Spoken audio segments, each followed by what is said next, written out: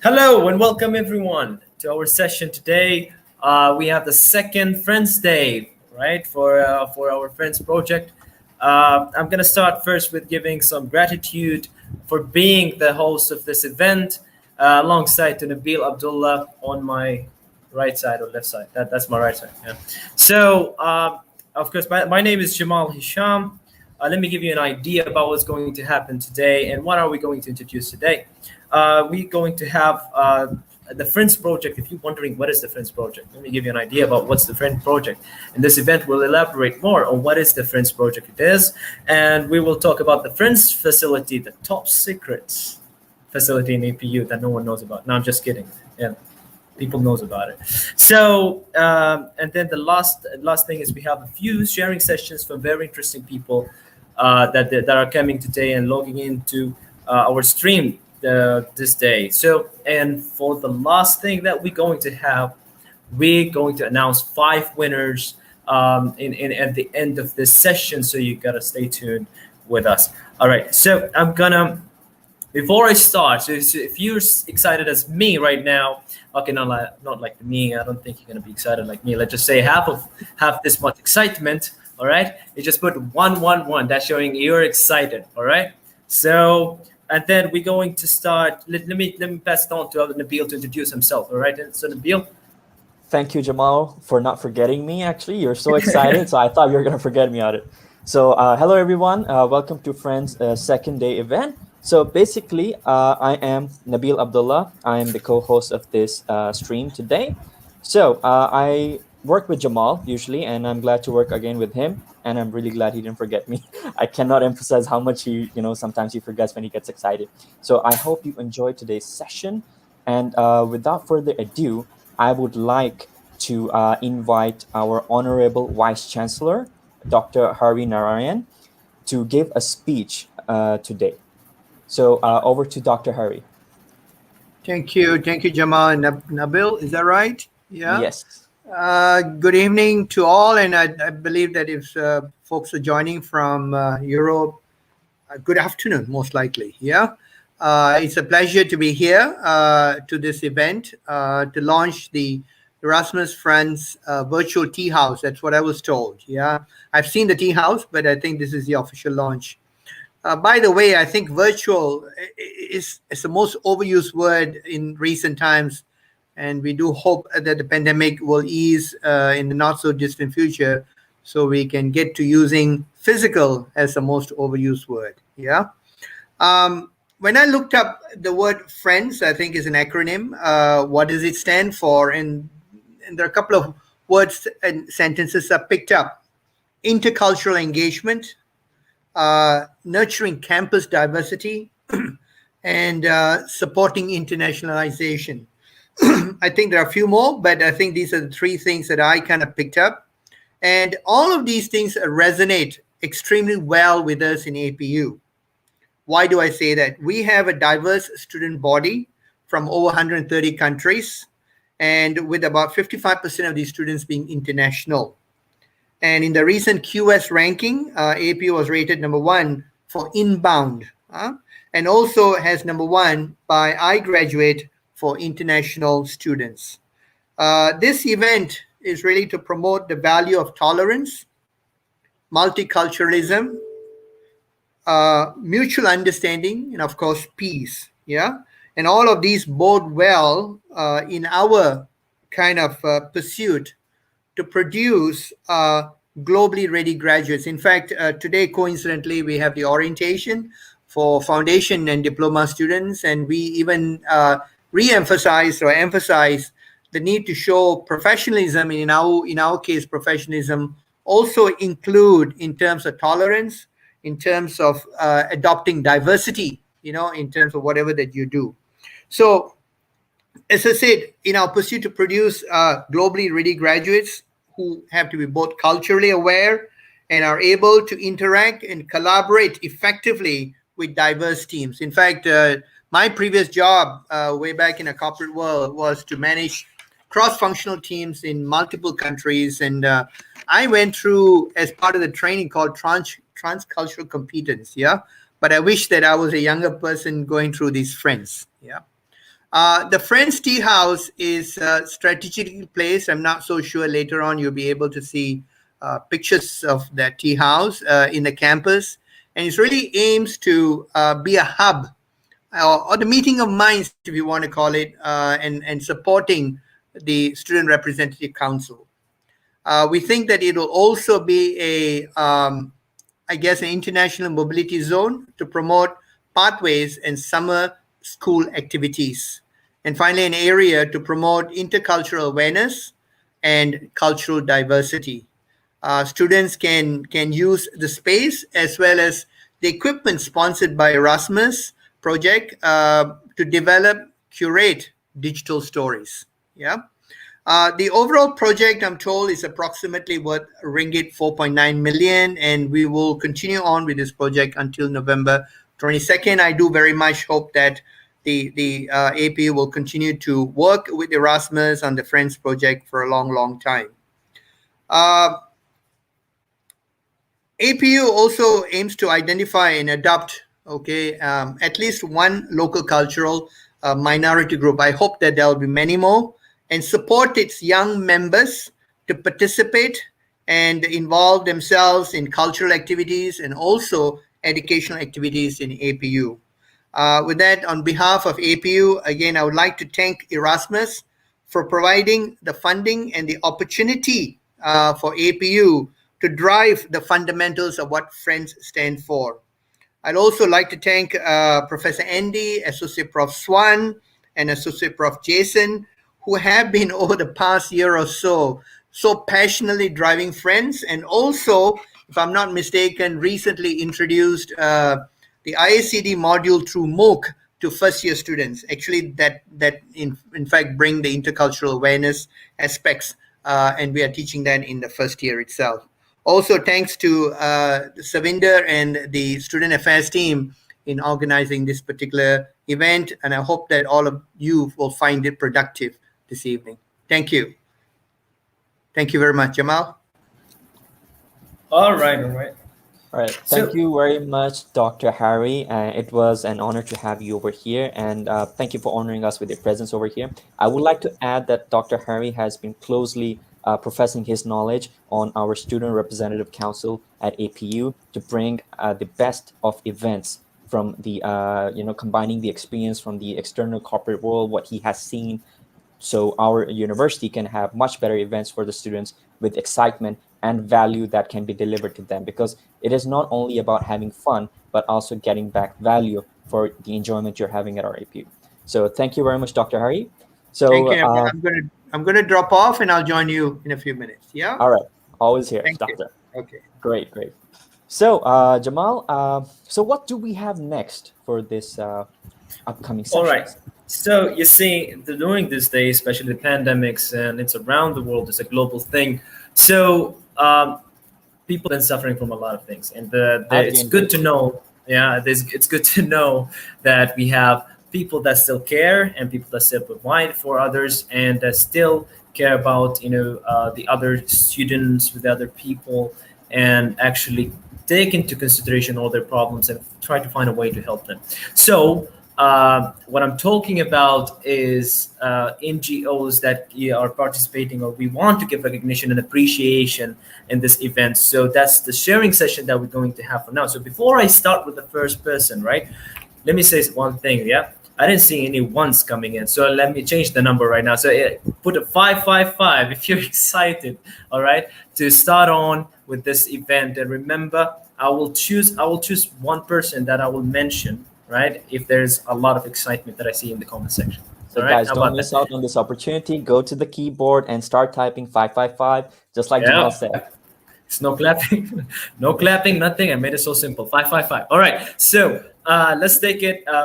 We want to introduce Miss Michelle, the president of SOAR Optimist International Region of Malaysia. All right, so pass it on to you. Thank you. Thank you, Jamal, Nabil, and Jerry in the background.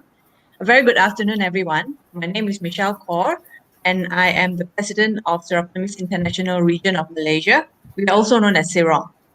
Okay, firstly, thank you for inviting me to your festival and to the virtual launch of Erasmus and Friends Virtual Tea House. I'm grateful for this opportunity to share what we do at Optimist International. We are a worldwide volunteer service organization which started exactly 100 years ago in California. So we are celebrating our centennial this year. We have over 75,000 members in 126 countries all over the world, and we are still growing. Our movement, the main objective of our movement is to improve and change the lives of women and girls. And we work and have representation in various agencies of the United Nations all over the world. For 100 years now, Optimists have delivered and continue to deliver grassroots projects which are measured against the UN's 16 Sustainable Development Goals to have a positive impact on girls and women. These projects have advocated for change, delivered in times of pandemics, conflict, and disasters by meeting diverse community needs. More importantly, APU has supported us in our various projects over the years, like the annual Walk the Talk movement to advocate and call out gender-based violence, and also a human trafficking forum, which APU very generously hosted in 2017. The forum was a success, and the proceeds of the forum went towards building a school in Cambodia. APU has been a good friend of Seroptimus Malaysia for a few years now, and we hope that friendship will continue to grow into bigger collaborations. Once again, thank you for your support and congratulations on the launch of Erasmus and Friends Virtual Tea House. Thank you. All right, all right. That's amazing. Amazing sharing session from Miss Michelle. Thank you for coming. Thank you for giving us this wonderful sharing session. Right. Thank you for having So, me. all right, all right, all right. Okay, Jerry. I think Nabil got lost. So let's bring him back in. Yep, there he is. There he I is. was just So hiding. Just kidding. Thank you very much, let's Miss Michelle. Thank you, Nabil. yes. All right, All right. so let's get forward to the next NGO that we're gonna have for today, and I believe I'm gonna take my choice on Dr. Sanjita, right, founder of Yayasan Health and World. She's all right. She's here. All right. Hello. Hi, hello, hi. How are you Hello. guys? Doing Pretty well. How good. It's about a Pretty you? good. it's a pleasure to be here, and working with the young mind and with a lot of energy. I'm so excited. We're honored by So, your presence. It's our Yeah. honor. So you go on and let okay, us. Yeah. all right. I'm the co-founder of Yayasan Health on World or Health on World Foundation, where we look at mental, emotional, and physical well-being. Yeah, and during this era right now with the pandemic, it's on the rise. So we do a lot of engagement. We do have telepsychosocial support. We have counseling support. We also do a lot of workshops, all right, to address and to make people understand about mental, emotional, and physical well-being. Yeah, so we run a few programs with APU. Okay, for example, we have the 1010, a mental World Mental Health Month last year. Okay, where we get 1 million steps. We also do few talks in APU to make student understand or the youth understand about mental well-being. All right, so we are just 1 year old. Okay, we started last year, 20th May 2020, and Pretty yes, young. we have one. Yeah, yeah, and Amazing. and we have a lot of programs, a lot of workshops to make people understand about mental health and why is it important, right? Because during your youth years, there's a lot of transition happen in your life.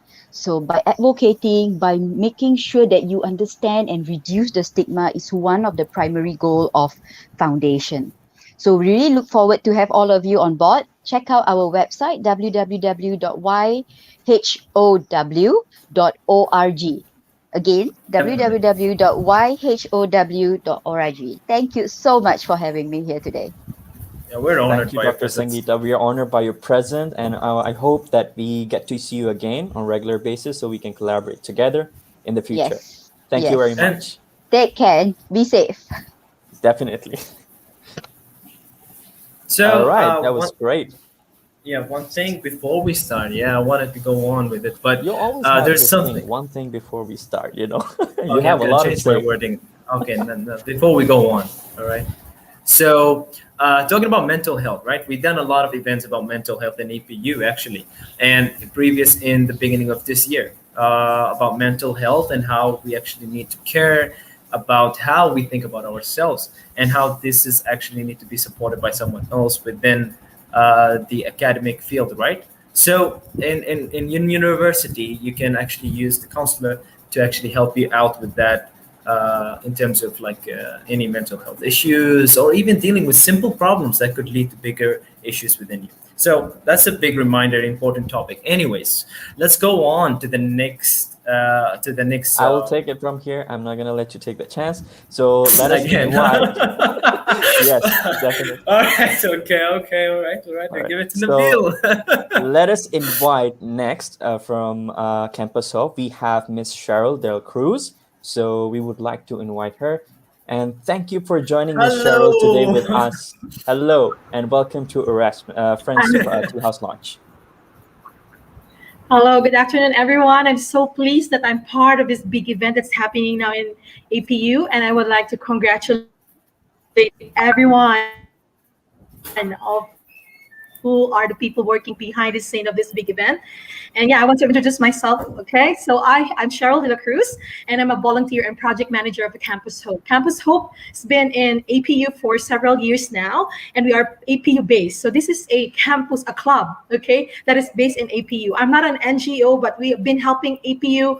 We're not part of any NGO NGO organization. That's what we have the previous presenter. But APU is a club. Campus Hope is a club that is based in APU, and we are a fun social health club for holistic health like the physical, mental, emotional, and spiritual. And we have helped many students in various universities become healthier, make new friends, and overcome depression. Some issues that they encountered while they're studying, especially most of them are away from their family, the loneliness, feeling homesick. So we are here to invite them to be part of the group and also gain friends. And Hello.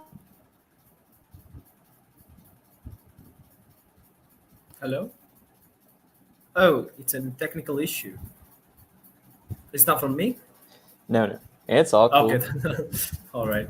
So I believe she lost connection. No worries. I would like to actually add on Campus Hope. So I've been working under student affairs at APU for quite some while, about 2 years. Oh, okay. Oh, she's back. She's back. She's back. Yeah. Oh, Welcome back. all right. My internet. Okay, my internet got disconnected. Oh, it No happens. worries. It's all I right. wasn't taking over. Actually, I have a PowerPoint, but I don't know if I can share. I think. Oh, okay. Yeah, I actually can share it for you.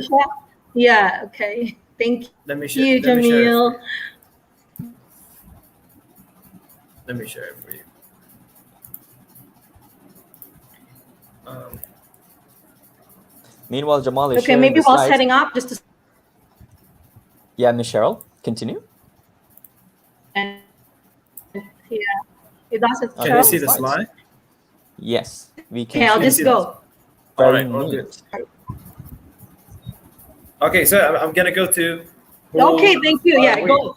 So who are we? We are Fun Social Club, and we're based in APU, and we focus on the holistic health, which are physical, mental, emotional, and spiritual. Okay, and we help the Yeah. student in various aspects of their life. So we teach them how to become healthier, become happier, really stress. In studying overseas, most of the students are from different countries. They really experience stress adjustment with a new environment. So we help them how to release stress also. We help them to socialize and have people to talk with, make new friends, improve mental health, and overcome depression.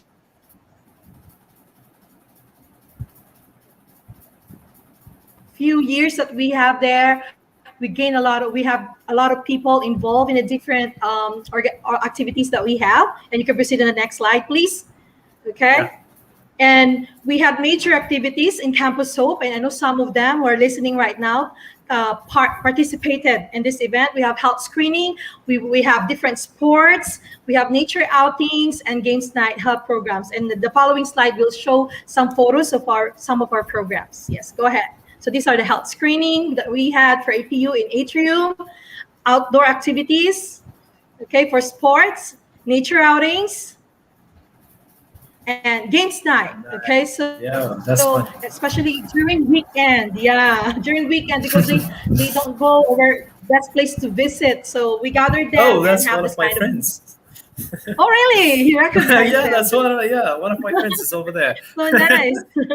Okay, so on the next slide, you're going to see some of the projects that we had for the past, I think, 8 to 10 months ago. And one of the projects that's really spoke to my heart is the grocery giving campaign, wherein we have informed the student affairs to give us an opportunity to have a survey, to conduct a survey for those students who are experiencing financial problem, who needs financial support, because some of the foreign students did not receive money transfer for some reason during the time of pandemic last year. As you all know, those are one of the toughest time. And some of the students fill out the survey, and we found out that most of them don't have enough grocery or food in their table. Can you imagine that? It's so stressful during the time. So on the photos that you're gonna present, these are the team that he works with me, and we give them healthy groceries so to sustain them on a weekly basis. So that's the first project that we have, I think last quarter of last year. And early first quarter of this year, we have this another program. We call it 10-day challenge campaign, wherein we have a free health screening, and I think there's 81 people who participated, including the staff, not only the students. And out of the 81 participants who participated in the free health screening, Jamil, can you move the screen, please? The next is, go ahead. And the next is we have 16 participants who completed the 10-day challenge, and you will be surprised about the result. Their cholesterol drops, the sugar level drops, they lose weight just for 10 days, and they want to continue this challenge after the 10 days. And we had our graduation, we go out and spend time together. So these are some of the projects that we have, and most of the students want to have the second set of this. Unfortunately, it's full MCO. We cannot do health screening as of this time, but this is on cue on the project that we have for the Campus Hope for APU. So that's my sharing for today. And again, congratulations and thank you for the opportunity that we have, that we can share the that we have for Campus Hope for APU. Thank you so much. Definitely, it's been an honor to have you over here, Michelle. And I would like to add that I've actually worked closely with Campus Hove from the side of student affairs, and Oh, I was involved in the project of reaching out to students during the pandemic to Both get of the us service actually. filled up and get everything delivered to them and connect the students. And it has been very effective, and I really loved this initiative of Campus Hope. So thank you very much for contributing to the society. It's not just APU students, it's the humanity that you're contributing to. Thank you very much. thank you so much for the pure opportunity as well. Bye. No, Thanks. bye bye. Take Take care. care. Thank you for coming in. Bye. All right. Great. So it Okay. brings All right. me back to the memories I had in campus, during working with Campus Hope. They had a lot of trips and stuff. I would keep seeing that, promoting their events. They were pretty active and really nice and humble people. I miss those days. So now I've graduated, so that I have a reason to miss them. So over to you, Jamal. All right. So the next NGO that we're gonna have for today sharing session is Miss Farida Yassin. She's the president of Optimist International Club of Shah Alam. So welcome, Miss Farida.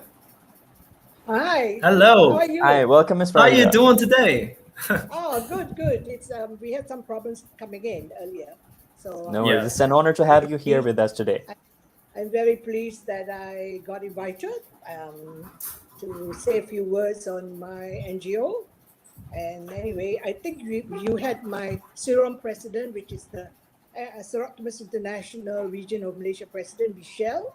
She was on Yes. earlier, Yes, was she's she? the first Yes, one. we Yeah. had her. Yes. Yeah, she would have spoken on the organization itself. So anyway, on my part, I would say that I'm one of the 15 clubs that is in the whole of Malaysia, and we were chartered in 1995. And I had been president before, but now I'm a recycle president, as they say. It's been fun. So Yeah. anyway, but I won't repeat what you said, but what we do is we create awareness and we advocate and we take action on women's issues, women and children's issues.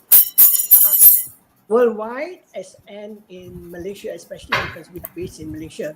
But we are under the Optimist International of Southwest Pacific. So, but we are one of the clubs under Southwest Pacific. So we relate, or rather we report to Southwest Pacific on our whatever projects we have. So what is it that you would like to know? What projects we do, is it? Yes. So you can talk a little bit about the special one that inshallah, right? I think because yours is specific for that region, isn't it? Yes. Like I said, we have different clubs in the Klang Valley. Yeah. Shah Alam is one, and then we have Kuala Lumpur, we have Bangsa, we have Damansara, we have PJ. What else we have? Sentul. And then outside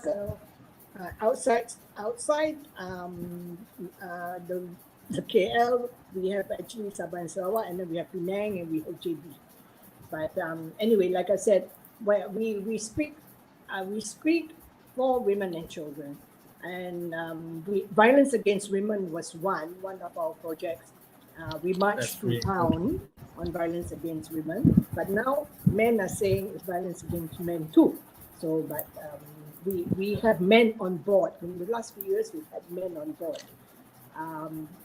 Otherwise, it is mainly helping women and children. So one of our projects, our main projects as Inshallah, we had educated and adopted 3 girls as early as 1995, and they all in the workforce now.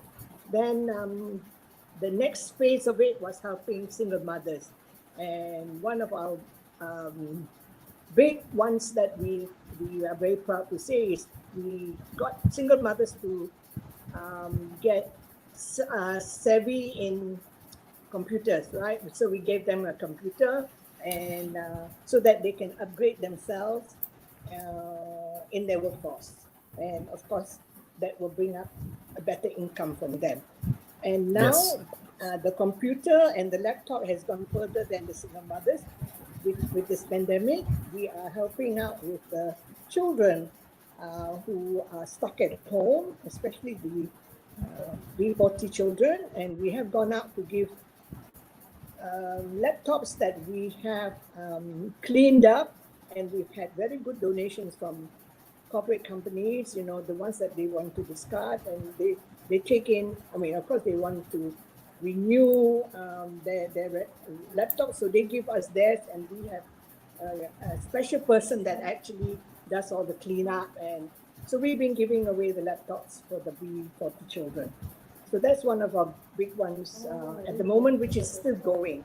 But I don't know if you know that we actually did a community and you with APU, with your university. Yes. And it was 2 years running. Did you realize that? Yes, yes. Sorry, Actually, I I'm lost aware of the that. last part. Sorry. Yeah. So that was a very interesting project with the universities. So we were hoping to continue on this year, starting last year, but then unfortunately it didn't happen because of the pandemic. Because I would have led that community you, because we were working with SI Bangsa, which is Rockness International Bangsa. So we take turns. So this year was supposed to be Shah Alam's turn to work to organize it, but unfortunately it couldn't happen because the universities were shut down and we couldn't get enough students to participate. So that was something that was very satisfying on both sides for the students as well as us, because we got to know students, we got to know how they think and what their voluntary skills were and how they would like to volunteer their service to the community. That was very interesting because they had to think and come up with certain projects, and then we go and visit, and then of course there was a prize to that. So unfortunately, like I said, that we couldn't carry that on this year and part of last year. So now with the pandemic, we have raised money, or rather break arms to get money from various individuals or corporate to go to give food packets to the frontliners, which we started doing. So that's about all we've been doing at the moment. Helping with the pandemic, I suppose that's what's important at the moment, isn't it? True. Definitely it is. Very true. Definitely. Yeah. All right. I'm really pleased to hear. Sorry, can Yeah, we can hear you, Jamal. So, All right. Ms. Farida, we're very pleased to hear that all your sharing that you have done, and it's really great to see that you have enabled children and other people in need by providing them laptops so they can do something for themselves and grow out. It could be skills, it could be like entertaining themselves as well along the way. So you're giving them hope. So and we are really glad that you have taken such initiative as an optimist. So thank you very much for Yes. giving back to the community. Yes. I suppose everybody's got to do their bit, especially at this Yes. trying Definitely. time. I'm inspired, definitely. So I'm going to continue doing it as well. So thank you very much from that part. Yes. So have you got any Great. other questions on regarding Sorokmas International?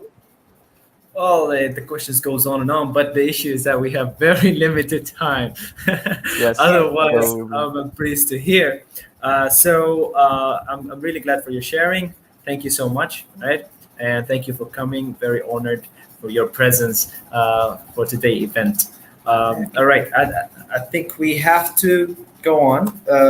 So, as mentioned by Nabil as well, that one of the really important points is it's really interesting how everything become controlled right now. If you don't have a computer, you cannot do anything, and that's one of the points that was raised, and that's really interesting, right?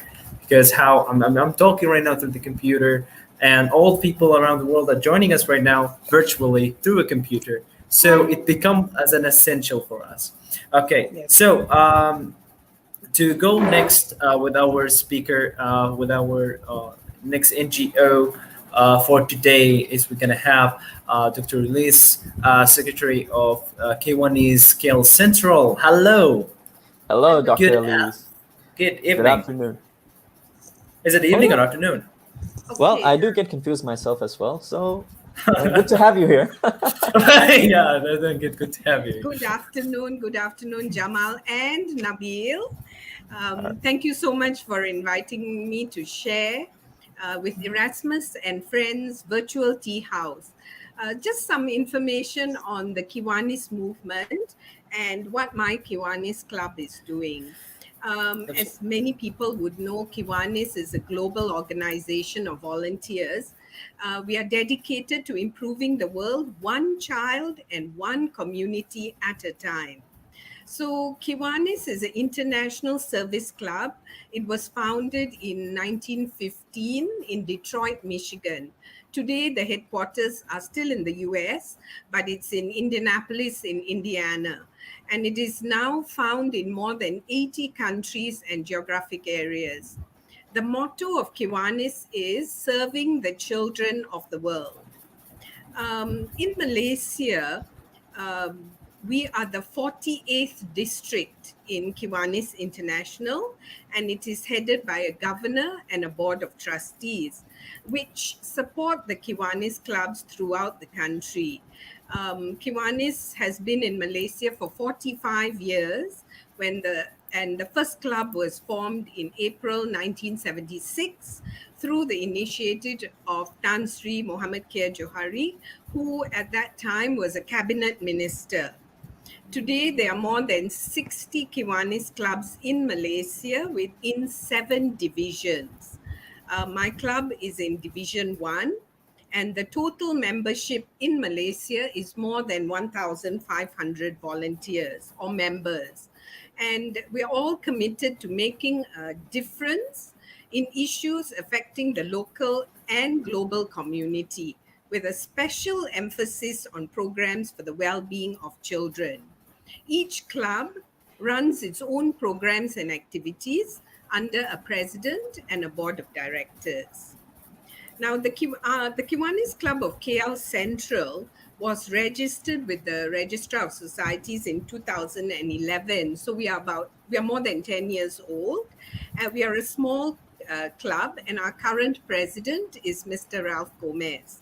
Among the projects which our club has successfully undertaken, we sponsor in cash and kind children's homes and orphanages, medical expenses for quite a number of children, and occasionally, at least once a year, we try and take children from an orphanage for educational and fun outings. We have also paid the fees for the foundation program for an underprivileged boy who obtained a place to read law at the Brickfields Asia College. And I believe the college gave him a scholarship for that course. So that was really good. Just before the pandemic, we collected more than 200,000 ringgit just by crowdfunding for a child with biliary atresia. And he needed a liver transplant in India. So we managed to send him to India for the transplant.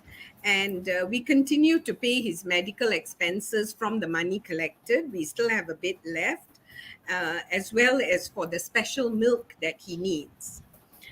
During this pandemic, we have joined with some NGOs to donate provisions to needy families, and more than 1,200 families have benefited from these initiatives. I have to say that it's becoming increasingly difficult to collect funds at this time, as we cannot hold fundraising events. Nevertheless, we have had a few good well wishers, so we managed to still have a few activities, but it's becoming a bit difficult. But the Kiwanis Club of KL Central continues to serve the community, and we are always looking for opportunities to make a difference in the lives of the less fortunate, especially the children. Thank you. Thank you so much Thank for you your sharing. so much, Miss Elise, and it's really, our honor to have you here today with us and for your sharing session. It's really good to see that how, there are people, who are through NGOs helping out the society, especially during the pandemic. Because Yes, I still remember when it was freshly hit us all, how things were disturbed, but these NGOs are the ones who actually try to, do the best for the people. So things are I, stabilizing I around. I would like to say that when we collected funds, there were big donors. There were even the other Kiwanis clubs gave us money, thousands and so, but there were people who gave us 20 ringgit, 50 ringgit, whatever they could afford, they gave. And that was really heartwarming for us. We really felt good about that. So That's actually a thank you really to all great. the Malaysians. Definitely. Actually, a lot of people, they might consider, okay, it's not much or it's less. Their perception would be different. But actually, when everything is collected together, it creates the biggest impact. And Yes. there's a saying, every drop of water forms the sea. So that is the biggest impact people can make when they're united. So once again, thank you very much, Thank Dr. you. Elise, for being here today with us and sharing your session about Kiwani's KL Central. Thank you. You're welcome. All right, Jamal. So, what do we have next on the agenda, bro? All right. So I believe that we are left with few NGOs, but for some technical issues, what we're gonna do is we're gonna know first the what do you call them? Sorry, I forgot them.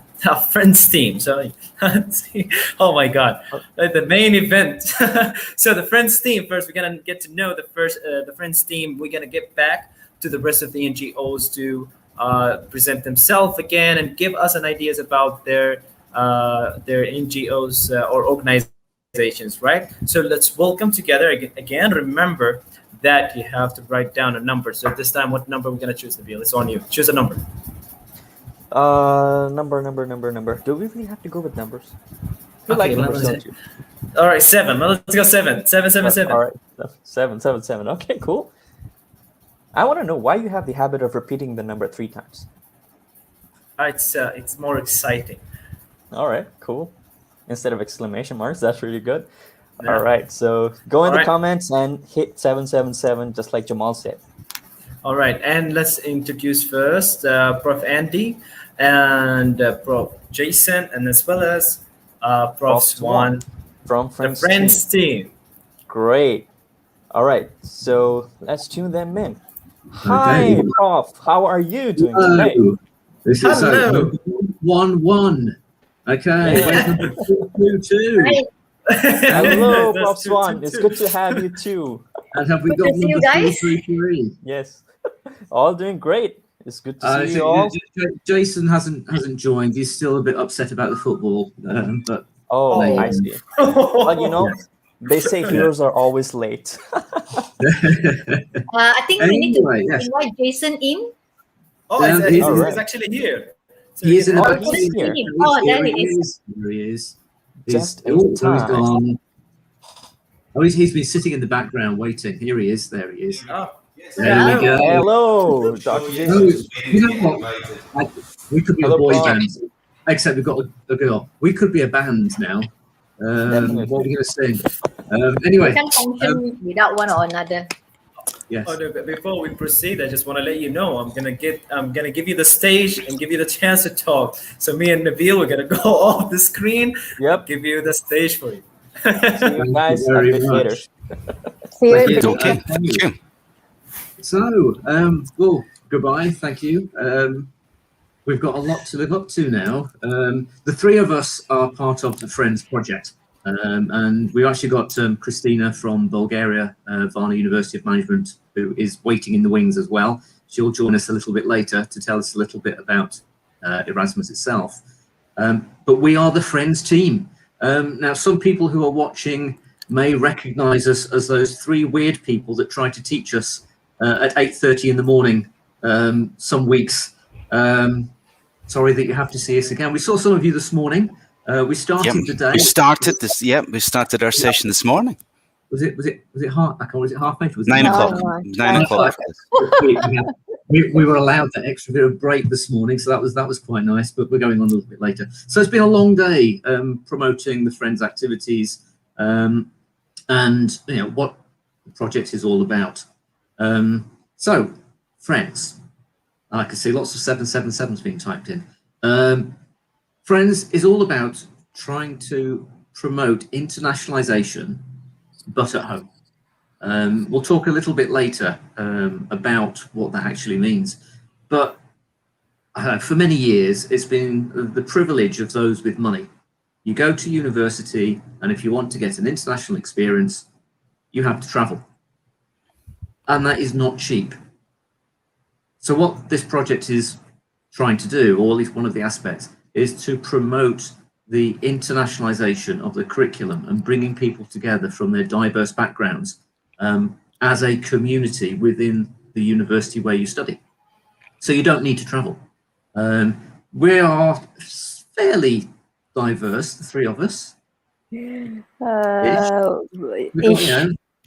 but I think you've just touched on an important point there. It's not only the exposure to culture. This is what we've tried to do through the MOOC. It's the underlying elements. You're building up your softer skills, the empathy, the understanding, the collaboration, getting across challenges, which you can only be experienced when you go abroad. Andy and I have both come to Malaysia. Swan has gone to the UK.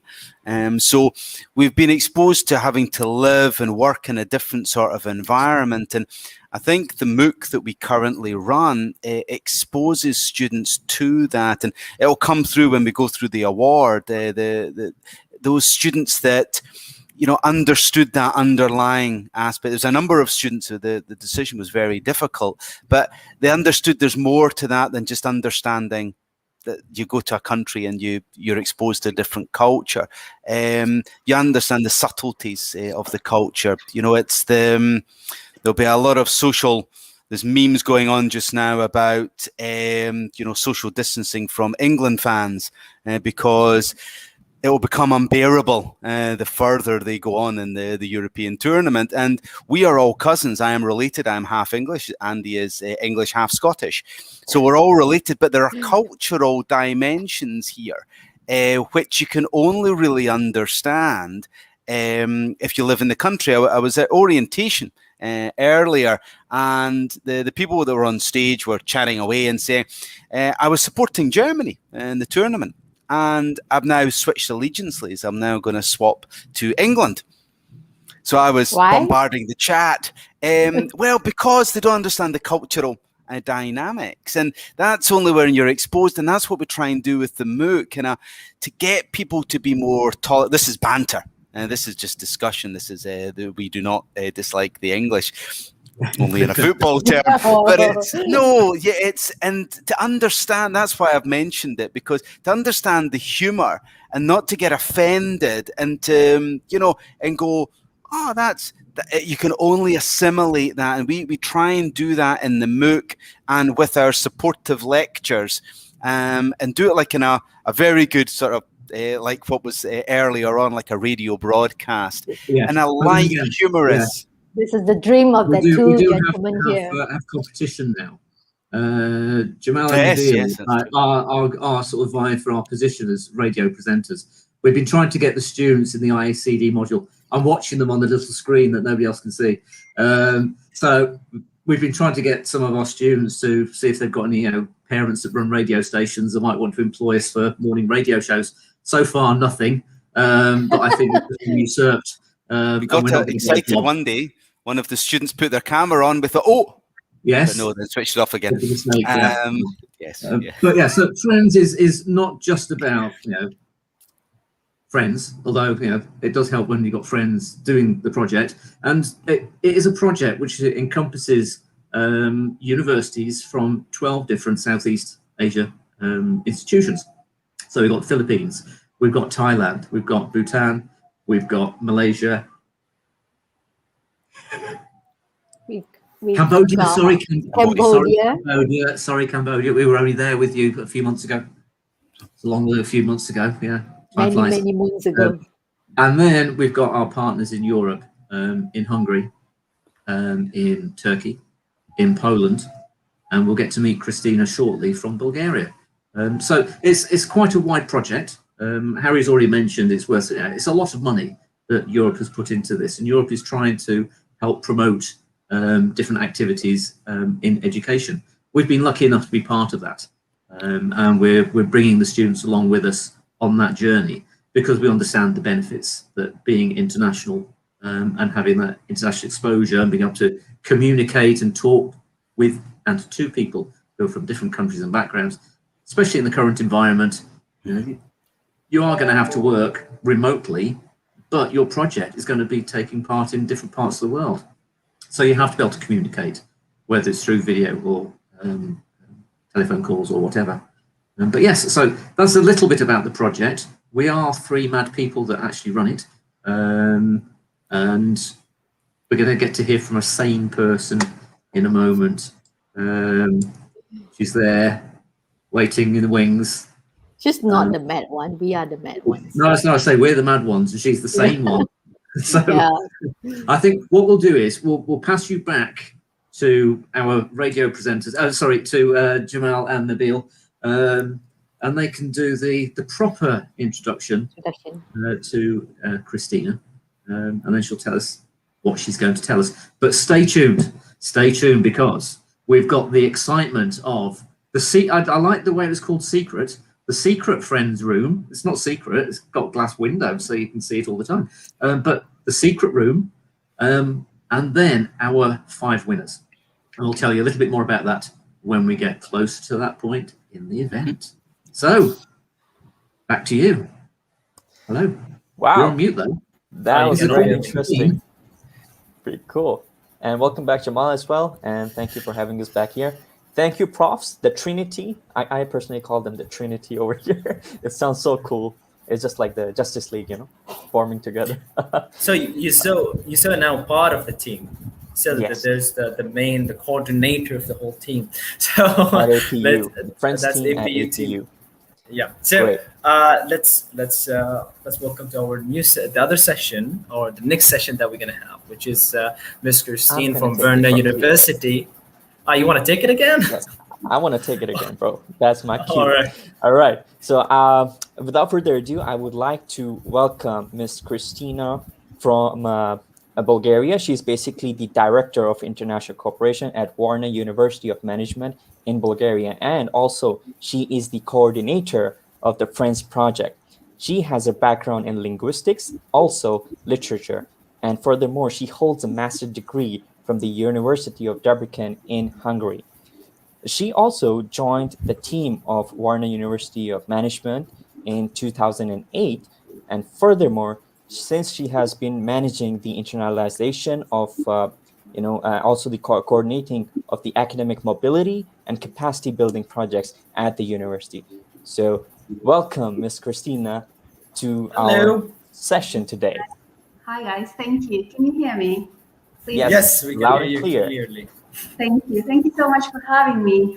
I'm sending my love to all of you over there at APU in Malaysia.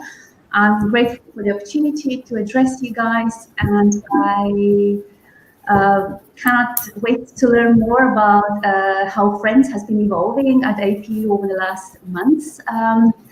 Before I'll give the floor to to you back, I'd like to shortly talk about Erasmus, because I think it's worth spending a couple of minutes promoting the program. It's at the very heart of what I've been doing as a student, and also trying to find my presentation. I hope you can see it, right? Yes. Can you see my presentation? I think that, you'll be able, so we'll let you lead on to it, and me and Nabil will go off the screen just to make sure that everything is clear. Let's become the shadows. Thank you. Good luck. So back to Erasmus. I can actually speak in my personal behalf of my own experience of how Erasmus, can change lives, enrich lives, open minds. I'm a former Erasmus student myself. I can say I've built a career out of this program. As you can see, the idea originally started very early. The program has celebrated 30 years a couple of years ago. Next year, we are having a big anniversary, the 35th anniversary of the program. You maybe can read, hopefully can read, the original title of the program that had very humble beginnings in 1987, a long time ago. You can see, just like our Friends project, Erasmus is also a beautiful acronym that, apart from referring to the Dutch philosopher, the famous Dutch philosopher Erasmus of Rotterdam, it also stands for European, or used to stand for European Region Action Scheme for the mobility of university students.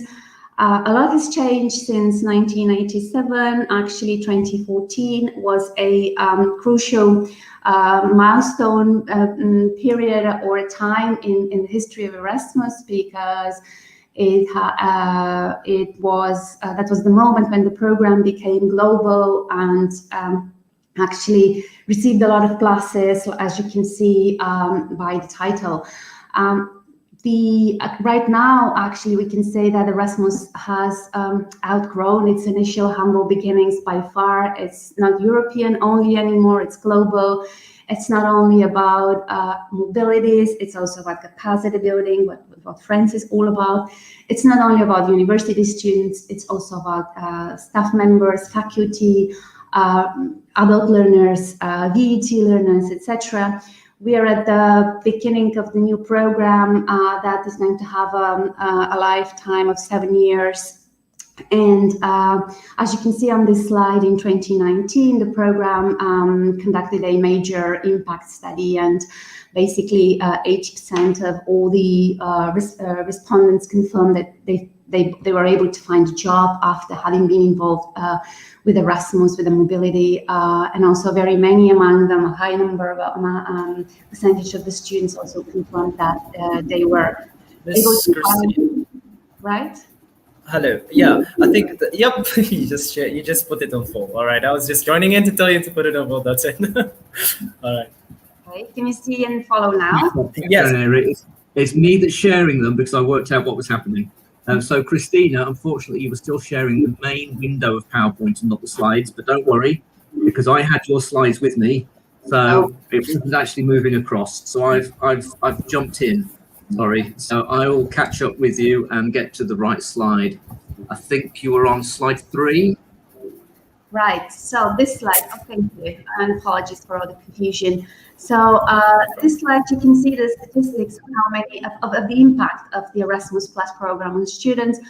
And Andy, can we move further? Thank you, because I think it's worth looking ahead for purpose, for inspiration. I wanted to share with you some basic information, general information about the next stage of or chapter of the program. The good news is that it's going to be by far more outreaching and diverse and inclusive than it used to be up until now, and there is an important message to students and universities outside Europe that the new program is going to be even more outreaching beyond the borders of Europe. And if we can move ahead with our slide. Thank you so much. Here are some basic figures, guys. I can't even count the zeros after the 26 billion figure. Main point is that the budget, this is huge funding. The budget has almost doubled, which means plenty of new opportunities, and in particular for you, all of you out there in Malaysia and also across Asia in different universities, there is a great message that over 2 billion euro will be spent on mobilities and capacity building projects targeted at students, universities outside Europe. So the major part of the program The major part of the cake would be dedicated or allocated to mobilities, as you can see, over 70%. So mobility of students will remain at the heart of the program for the next chapter as well. We can go further. Andy, thank you so much. As you can see here, by the way, the new program is supposed to be an evolution and not a revolution compared to the previous chapter. In other words, we're going to continue to have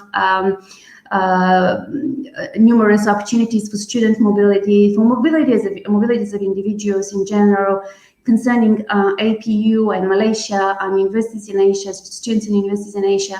What is important, guys, for you is to sort of remember the ICM program, which stands for International Credit Mobility. This is the scheme that would support mobilities between student, staff, and faculty mobilities between Europe and Asia, for instance, Varna University of Management and APU, ideally, in both directions, I mean, both flows. And on top of the individuals in this pyramid, the program obviously by far is going to make a big difference on personal level, but it's also supposed to bring change on institutional level, as you can see through the continuation, the follow-up program of the capacity building program that our current project, Friends, is funded under. So both directions, capacity building for institutions and mobilities for students and staff, will be enhanced, further fostered, and bigger funding, I mean larger funding, will be allocated. Hence, more beneficiaries will be able to take part in the program. The program also makes change, could make a difference, and on policy level. I won't bore you with that part of the Erasmus Plus program. Main point: it's outreaching, it's overarching, it's really inclusive concerning the types of beneficiaries, concerning the types of institutions who can participate, just like APU. By the way, speaking of APU, we, Varna University of Management, as the initiator of the project, of the Friends project, it would have been impossible to find a better or a more suitable partner in Malaysia like APU. And of course, our partner Bajaya. Both institutions are sort of the epitome of what Friends stands for, which is, like it was already mentioned earlier, multiculturalism, cultural diversity, intellectual curiosity, inspiration, everything we want to spread the word about through the Friends project. And if we can move ahead with our slides, thank you. And because, like I said, it's worth looking ahead to sort of start already making plans for the new period. I'd like to share with you a couple of some information about the priorities of the new program, which again is going to be an evolution of the previous one. So the upcoming Erasmus Plus chapter, it's supposed to become much greener. So we all have to be by far more considerate of what of our carbon footprint. Even when we travel for mobility purposes, we have to be by far more careful and considerate when making plans. It's also important to ensure that the new Erasmus Plus program would raise overall awareness on climate change and the European Union's green agenda, Green Deal initiative that expects major shift and transition from the current state to a carbon-free economy by 2050. So the Erasmus Plus program is very much aligned with the European Union's priorities. If we can go further. Thank you. And because we're going to become greener, we have to become more digital. Even the fact that now I'm able to address you through the computer, and I didn't have to travel a day to attend the event in person, means that in one way or another, by becoming digital, we're becoming greener, and by becoming greener, we're becoming more digital. And also through the program, it's important the new program, it's important to improve the students and staff digital capacities. We're looking forward to have more virtual mobility opportunities, more MOOCs similar to our Friends MOOC, more initiatives like the digital story component in Friends. So basically, we are all going to have to, embrace the future and become and make our work and learning process more digital and efficient. Andy, can we go further? Thank you so much. And finally, it's about inclusion. I already sort of touched upon this. It's about diversifying, first of all, the profile of the beneficiaries, so students and staff members with very different cultural backgrounds, who are standing at different stage of their life stories and personal histories, who or in their careers, who have families or have entered the system of formal education later in life. All of them would be offered the opportunity to receive access to the Erasmus Plus program. The new program is going to be very supportive, will provide additional support for people with disabilities. So basically, it's about embracing the society at large and giving access to quality education and opportunities to improve cultural immersion, to improve intercultural competencies to everyone. And Andy, we can go further maybe. Thank you. And because I mentioned green, digital, and inclusive, as you can see, our program, our Friends project is already sort of ticking all the boxes. And this is a proof that we are already being innovative. And all we have to do is just continuing doing more of the same by, engaging more proactively with the MOOC, by generating, designing, crafting more digital stories. You've got your virtual Friends Tea House officially launched today. And finally, we have to make sure through our Friends project that nobody is left outside our circle of friends and friendly community, so to speak. And speaking of community, Friends is not only about getting international experience, but it's also about reaching out to cultures and people of different cultural background who might be, working, sitting, learning, just sitting next to us or in the room next door. My point is that you don't have to travel big to experience different cultures, especially you in Malaysia, with the cultural diversity you have there. I think the Friends project is going to be very beneficial, not only, like I said, for students, but also for community members of APU and NGOs, a representative of the NGOs we've seen earlier today. I'd like to apologize for any technical problems we might have experienced at the beginning. My message is, the end of my message is just try to be greener, more digital, and more inclusive. And main point, continue to make friendships and friends in life, and keep calm and enjoy Erasmus Plus or during the next 7-year period as well. Good luck with your event, and I look forward to visiting Malaysia at some point, sometime in the future. Thank you guys for your time and for your attention. Thank you, Ms. Christina, for being here with us and honoring us with your presence. It was such a lovely session and very informative to know more about the project itself, coming from you directly as well.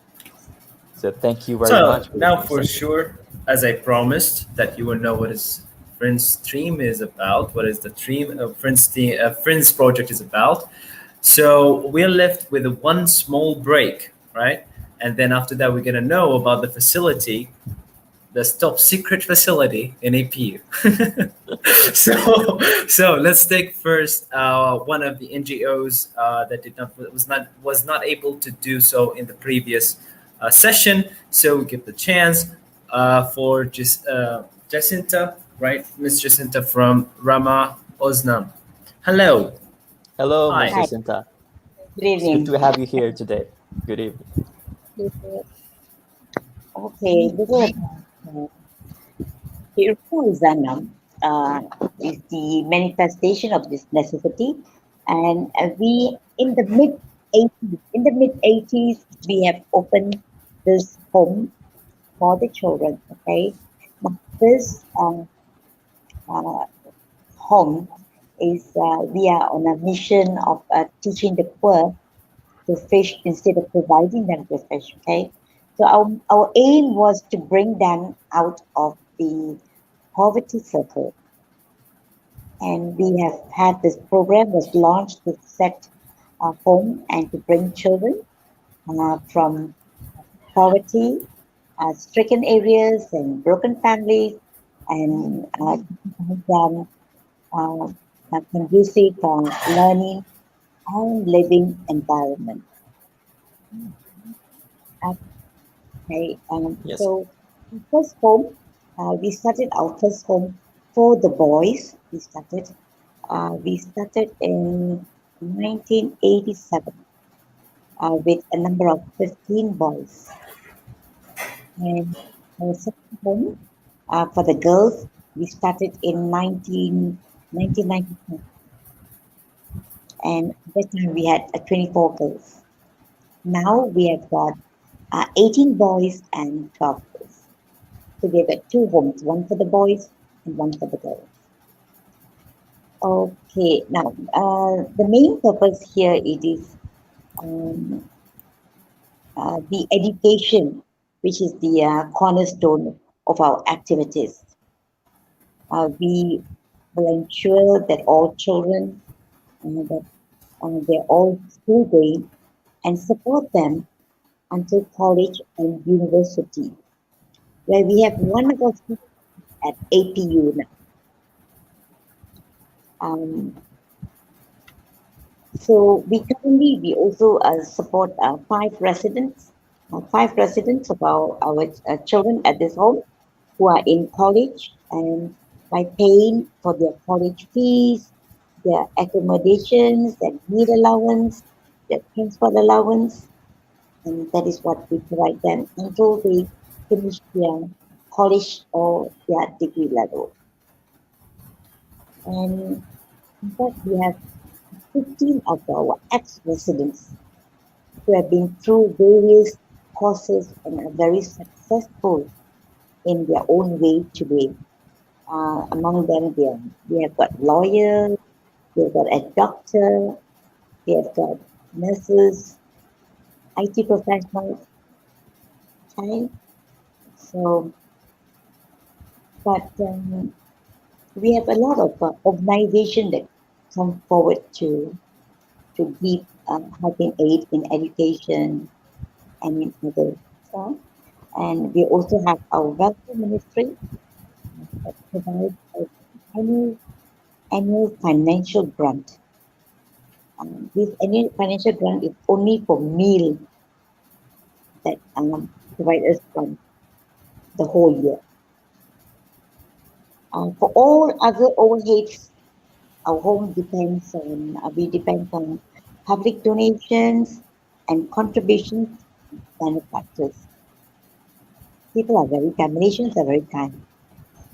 A lot of people that come forward in kind, they just walk by, they just give us a check payment, they give us cash, they come with groceries, they come with toiletries, they come with meals, to support us. And we are very grateful for that.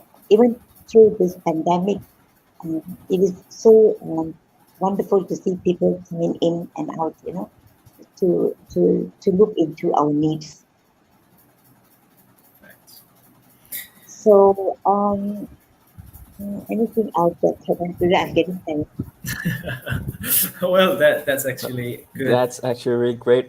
Thank you so much, Ms. Jacinta. It's really good to know that Rumah Oznam is helping out the people and is like is becoming a bridge to actually connect people who can help to the ones who need the help. So, and especially in the current times of the pandemic that we faced. So it's really good to see that there are people actually moving forward and progressing in life thanks to you and your team over here. And thank you very much for honoring us today with your presence over here. And I would always wish everyone to stay safe. All of us are working hard, and definitely I have seen the kindness that has been going around during the current times. Thank you so much. You're welcome. All right, so that was a really great sharing session. So Jamal, would you like to take over, or you want me to? Absolutely. No, we're not stealing anymore. That's enough. All right, stealing now. I'm gonna but yeah, I'm gonna put an end for it. Anyways, all right. So, okay, now I'm not gonna say before we start. I'm gonna say before we go forward, right? And we just gotta recognize that it's great to have people that is working under these situations, right? When times are not pretty cheerful, it's nice to have people that caring about us. So, without any further ado, right? Let's talk about the top secret in APU. So Finally. let's welcome Prof. Andy, Prof. Jason, and Prof. Swan to know The Trinity. to know the tea house facility in APU. What is its function in APU? All right. So let's give them 111. All right. Oh, well, I see some people already starting 555. So they choose 555. All right. Okay. Wow. So we'll leave the stage for you. All right. So tell us Thank what's the top you. secret. So yes, the worst kept secret in APU history. So I think it should be 333. We are the APU Tea House Trinity. How's that? That sounds like we could be a quite a good group. Anyway, yes, the Tea House. Let's get back on track, shall we? We could chat for hours, and then people think, just get on with it, will you, man? I know. So this is what we're like normally. So yes, the Tea House. As we said, the Tea House is in APU. I will be sharing some slides in a moment. Before I do, because as soon as I share the slides, I cannot see the screen, and I won't be able to see Swan jumping up and down or Jason trying to pull his hair out. Too late. Or okay, I won't see Swan jumping up and down and Jason shaving his head to try and get my attention. So before I move on, is there anything you would like to say before I stick my slides on? Well, all I wish is if only we get to use the place more because of the lockdown and whatnot. So I can't wait to go back to use the facility, you know, the GoPro and the whatnot is there. Oops! You know what I mean? Yeah. For me, it's it's an area. It's a designated space for the collaborative activities and team building and exchange of views. So somewhere could go. We encourage this at APU that they can discuss anywhere, the library, outside. You know, we have a number of spaces, but this is this designated area with a lot of facilities, a large area. For students that they know they can go and discuss with cultural issues, and it's all these additional materials that they can do to record their videos and etc. So we've been delivering when we have been on campus from there. It's it just seems more. That's our space to deliver the MOOC and to just go through, and it gives you that feeling, particularly when you're surrounded by students who talk about culture. Yeah, you can express yourself. So it's that cultural identity which we're trying to strive for. So I'm trying definitely not to sing at that point. Express yourself. You always want to sing. You want to sing this morning when we started this day of events. Yeah. It's not bad at singer, actually, Andy. Thank you. Sandy, a bit of a singer, yeah. I used to sing in a band at my when I was an undergraduate. Yes, yeah, really? It's a true story. I can sing after drinking water as well. Nothing else. I don't need anything else. I can just just water. Okay, let's get on. Ventriloquism. You drink a lot. Yes. You were just saying it's our space. Well, it was our space. Yeah.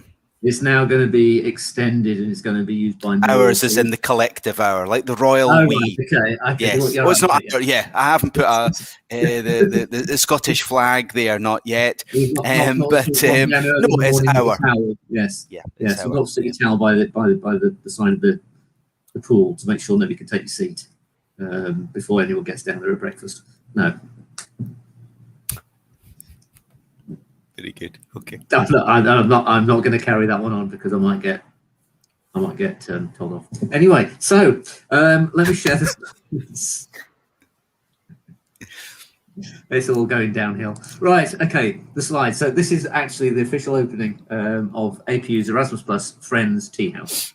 They're supposed to have cut ribbon and whatnot. So, well, I haven't got to that bit yet. Oh, okay. My goodness. She's trying to give the secrets away before we get there with the GoPro. It's like it's not been rehearsed. All right. Okay, let's go. Can I carry on now? Yeah. Thank you. Right. Okay. So the Friends Tea House. We've already alluded to some of the activities anyway, but it is going to be a social space, and it's going to be a student-friendly, multicultural hub.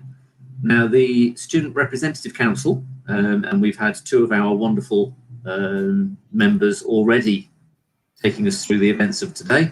The Student Representative Council will be using the tea house space as their sort of main area when they're organising their different activities. So that will be what I talk about on the next slide. So it's a multicultural hub, a student-safe space where you can come, sit, relax. If you're feeling homesick, you can talk to people in there quietly.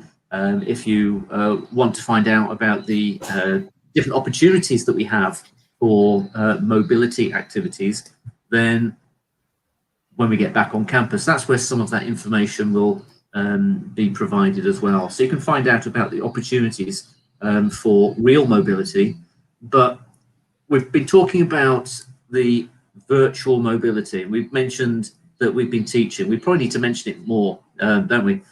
So people know that we teach lots, but we deliver this module, but it's not like a normal module. I was going to say normal boring module. Sorry to all of our colleagues at APU. I'm not saying your modules are boring. This is a non-traditional type module where we have very few contact hours with students because it is self-directed. Do you want to talk about the concept of a MOOC, Jason? I certainly can. As Andy has just alluded to, self-directed learning. I've just written a paper. It's due today, so it'll be submitted before midnight. The joys of staying in Malaysia, where you're 8 hours ahead, 7 hours ahead of Europe, or the UK rather. One of the feedback is that students lack the digital skills and also time management and the self, as we call it, that self-motivation, self-regulation, self-reflection. So the MOOC is to develop these employability skills which underpin anyone who does a degree. So students will leave with a bundle of attributes when they graduate. So they'll leave with their degree and a skill set associated to subject knowledge. But what about the professionalization of skills? We work with professional bodies, but in addition, we work with a MOOC, so it better prepares the students for developing a portfolio, engaging with others online, and also doing material rather than saying your deadline is due and you're working to that. You've got to manage now yourself. You've got to manage all these units at your own pace. So we interject, we act as a safety net every 3 weeks and come in and say, okay, here's where you should be. So you can align yourself with particular milestones.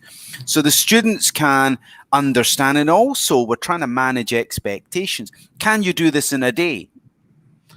Would you learn? And this is important. We wanted to understand learning. It's not a race. It's not, passing the module.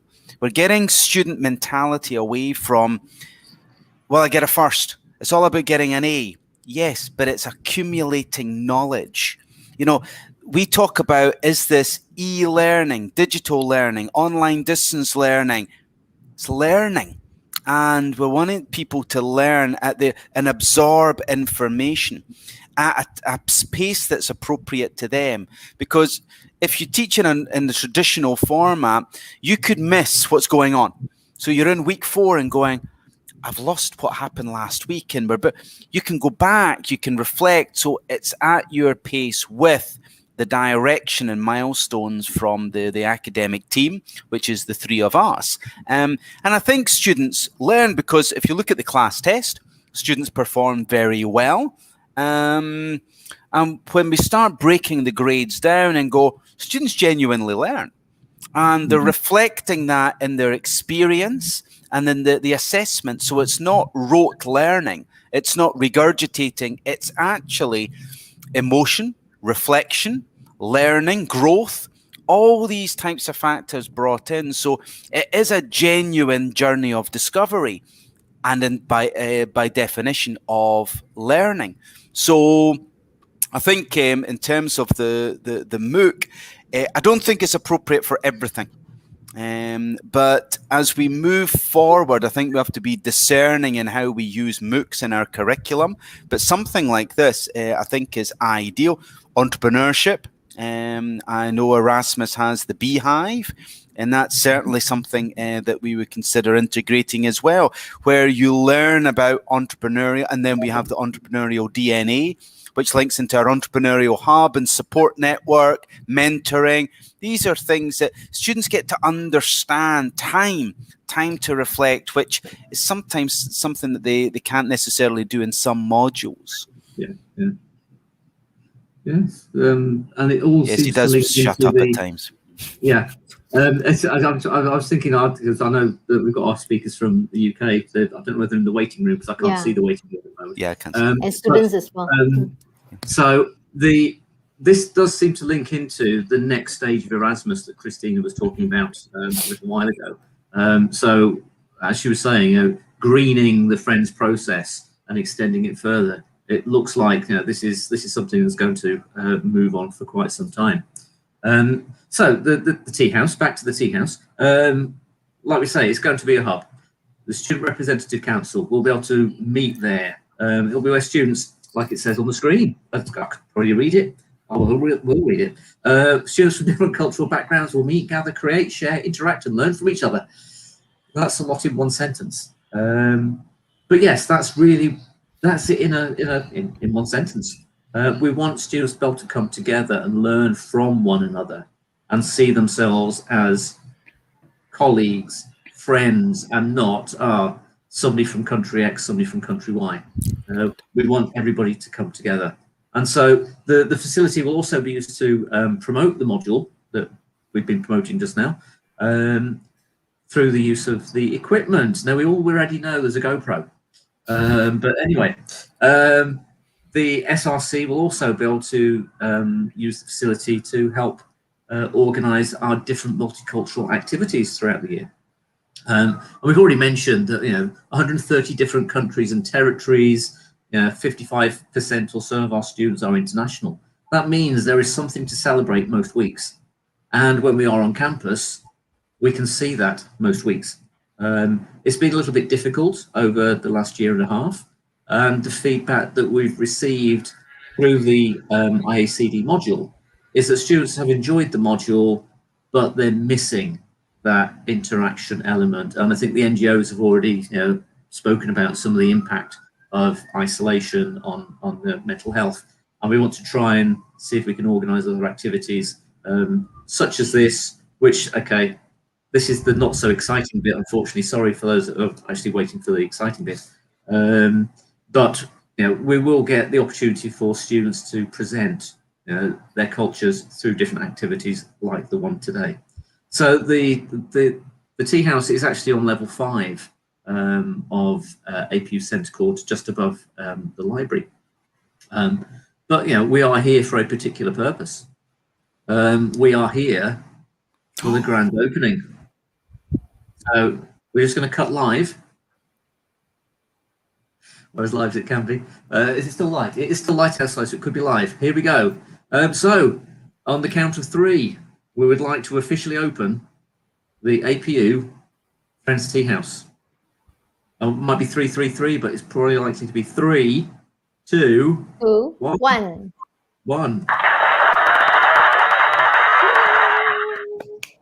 There you go. I couldn't get the applause to last any longer than that. I tried lots and lots, but I could only get about 3 seconds. That is part of the Friends Tea House.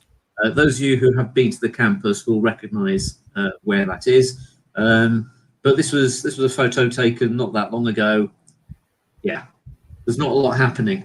If we'd been on campus, then the event would have been hosted from there, and we were going to have a proper ribbon cutting. But Jason and Swan have already said, it's been the space that we've used for the module.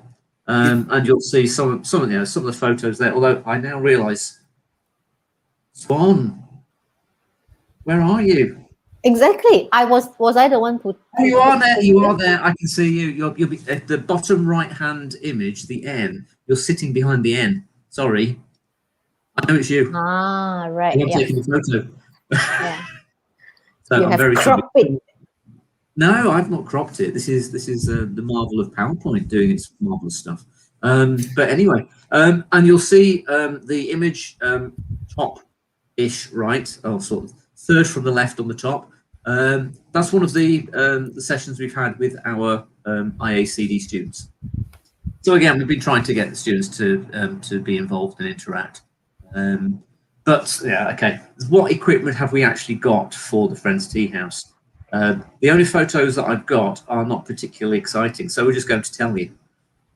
Swan, what have we got behind door number 1? We have got TV, big screen Okay. TV. I thought you were going to go with your GoPro, but there you go. I already said that. Okay, so behind door number 0, because we already mentioned it. Yeah, so we've got there's a couple of large screen TVs because we want to be able to present and promote the activities of Erasmus, of APU, of the cultural activities, and the digital stories that we're going to be announcing later. So there are TVs that will point inwards and outwards to the Friends Tea House area. And as students are walking by, they will be able to see the digital stories on the screen. So, okay, TVs. Jason, what else have we got? Can I go with GoPro because it's already been mentioned? GoPro, yes. I could go GoPro. It allows students to rehearse through their materials. We have various techniques. We've also got a laptop and other printers. Don't forget the cameras. Gosh. Yeah, the cameras. Gosh, you've sprung to life again there, Swan. Yes, all these so you can rehearse, you can record the materials, you can go through this before you do your performances, and it's very helpful in terms of preparing that portfolio of materials, which are useful for all the communities and the clubs that we have. And then the one thing you can't actually see very well, but I can see in the top left photo. Okay, there's a projector. Okay, you can see it being used in photo number 3, but photo number 1 on the top left, there's the projector there as well, because you need to be able to see what you're doing. So part of the module requires students to produce their digital stories. We've mentioned that already.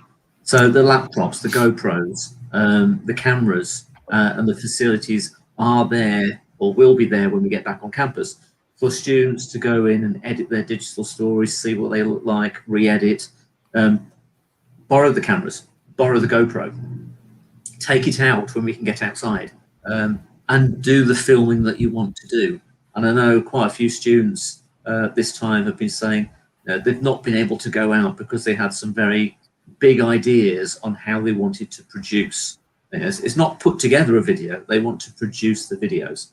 And you can see from what the students have managed to do already, without the ability of getting outside, that the quality is really high. And so we're expecting great things. And the next, I can't think of any, Steven Spielberg, there you go. I couldn't think of any producers. But yeah, so we're hoping we can see some great work from those students in the future. Yeah, this is unfortunately not very exciting as an opening goes because we're not there. But it gives you a flavour of what the facilities are and hopefully what you'll be able to do when we get around to using them. Anything else from the other 2 members of the Tea House trio? Yeah, I think it's that. Yeah, when we're back on campus, the vibrancy, the students will make the space. So the hopefully that will be soon. So the students can start engaging and preparing their works. The videos have been very well put together, but it's just that sharing of ideas and exchanging within the learning space. Something that we're looking forward to. I'll go back to our space, which is a collective hour. the collective outer space. Okay. Let me close down the presentation because I can't see what's going on. Oh, there we go. We're back. Right. Well, before we go further, is that the line? I'm looking at Jamal to see if that was his line that we should be using. If it's before we go further, then I won't use it. It could be before we progress. As we move on to the next item. There's lots of different ways of saying it. I can see quadruple threes or even more now. Right. Do we want to shut the three of us up, or at least shut me up and then move on? Yes, I probably think people are going to be bored now. Yeah, we are all ready to move on to the next agenda. Let's come back to the dynamic duo. Oh, hello. Chama is Welcome back. Hello. So Hi. the line was before I start. Before I start. Right. Andy, you would never make a spy. You would forget the passcode there. Before I start, haha. That's it. Yeah. All right. I that actually was find such an it pretty amazing session. interesting. Yeah. Yeah, pretty sure. I can't wait to go back and see the whole setup from my own eyes. Wow, it was very interesting. But it is true, like there are so many clubs, there are so many clubs are having this creativity aspect of limitation. And then now they have the equipments for it. This is going to be like an unleashing for the beast with them. Yeah, it's the title of a book. So I think there's a copyright on that. But no, we call it free promotion. So I think this whole setup is very good for nurturing the critical thinking among our creative students at our university. They can have a dedicated space and environment to actually unleash the ideas they have and bring it to reality. And I actually look forward to it, although I have graduated already, but I'm still gonna go back and take a look and have some fun over there. So it was really amazing session by the legendary Trinity, Prof. Andy, Prof. Jason, and Prof. Swan. And we got to know the top secret. Yes, we got to know the top secret finally. You're gonna stop saying that. Exactly. So that was amazing. All right. So without further ado, do you want to break the news of the next upcoming short video we have for the viewers? Yeah, actually, yes, I do want to do that because we talked about the multicultures that we have and stuff like that, but we all talked about it. It's time to show it to you. I gotta prove it to you. That's something we have to do. Because Jamal and I are here who experienced it, so now it's time for us to show it to you. All right, I'm not gonna spoil anymore. So Jerry is gonna put on the video for us right now for the short video that we prepared for you guys. All right, let's see what we have here.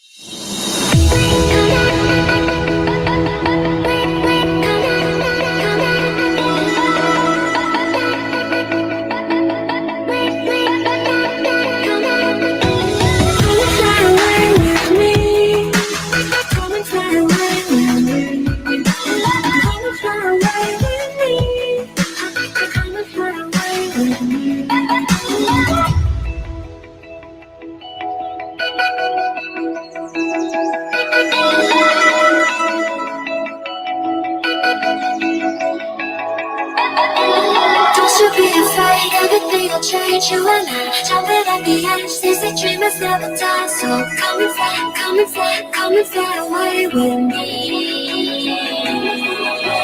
Don't you be afraid, everything will change. You and I, jumping at the edge. They say dreamers never die. So come and fly, come and fly, come and fly away with me.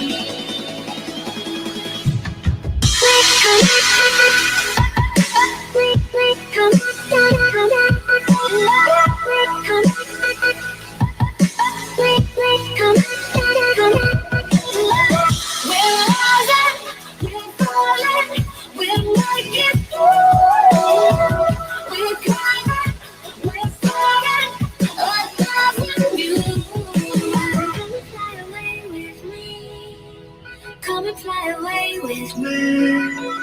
Come and fly away with me. Come and fly away with me. Come and fly away with me.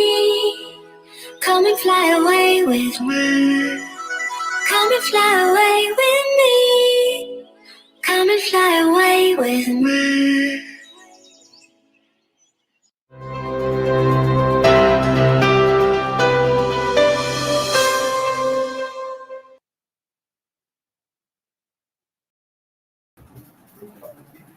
All right, I'm back. Okay, so Yeah, welcome back. all right, so for people, the audience that have been all the way with us, stay tuned. We have at the end, remember the 5 winners that we're going to be announcing later on. So, but before we go forward, right? I changed it. All right. So before we go forward, student services team has prepared a bit of a presentation for us, right? And I believe that Adrian over here, is he here? Yeah, I think he's here. Can we add Adrian? Yeah, Yes, hello, I'm here. Adrian, I'm here. I'm here. online. Hello. Hi. Hi. Welcome Hi, Jamal. to Hi. the session, Adrian. It's good to have you here. Yeah, I mean, it's very excited. I mean, I'm very excited to be part of this as well. Yeah, because I remember I've started with the meetings with Christina and teams and other universities. And of course, it has been like, I think two years plus ago. Yeah, and of course, today we can see the results. Yeah, I mean, I'm really excited to see the launching of the tea house, although I haven't been there. Yeah, of course, because of the pandemic, and hopefully Same over here. I'm excited and I'm eager to see it as well. It's been a long I'm going journey. to visit tomorrow. Yeah, I'm going to Oh, visit really? tomorrow. Oh, lucky you. Damn. Jamal, can we visit tomorrow? No, we can't. MCO, bro. Oh, God. All right. No, you Right? can. You can. Yeah. Really? Yeah, Oh. you can't, but I can. I guess. All right. No issue. All right, we're going to leave the floor to you, Adrian. So surprise us with whatever you have. Okay. Wait.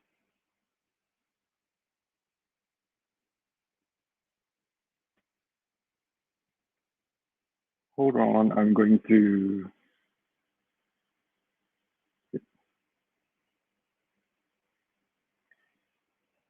Oh, okay. So I hope everyone, can actually see this. Yeah, because just now I've attended a few sessions. Yeah, I mean with Dr. Andy, with Dr. Jason, and also with Swan. Yeah, I mean they are really, really, excited when talking about this. I wish I can be part of their session also. Yeah. So, but it's okay. So, I mean, I'm going to present my side where friends, I would say, it's a really, really good project. Yeah. So when the theme is internationalizations at home, I think that's actually make us really, really, really excited. But you see, when we talk about internationalizations at home, I think the main component here is international students. I mean, without international students, I mean, there's no point to have internationalizations at home. So, and a lot of students or a lot of people actually ask me, how you can have so many international students? Yeah.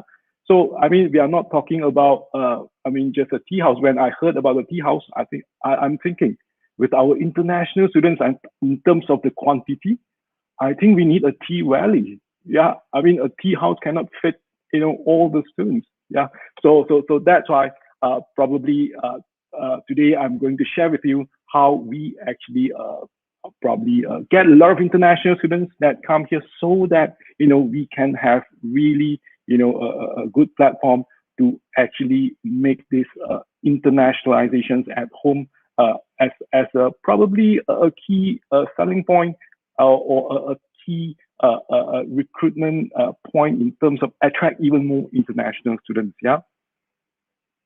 Yeah, I mean, instead of just talking about how many nationalities that we have, probably let me share with you what APU is. I mean, very short and brief. Yeah. So I mean, we established in 1993. Yeah. So actually, this was 28 years ago. And I remember when we started, actually to penetrate into international market because we have an idea to be more internationalizations, yeah, in Malaysia at that time, yeah, and during end of 1990s, early 2000. So basically, we have started our internationalization journey, yeah. So and of course, until now, we have produced more than 50,000 of graduates. And as you can see, and Dr. Andy have mentioned, I think a lot of times, I mean, at the moment, we have 12,000 over students and students from more than 130 countries. Yeah.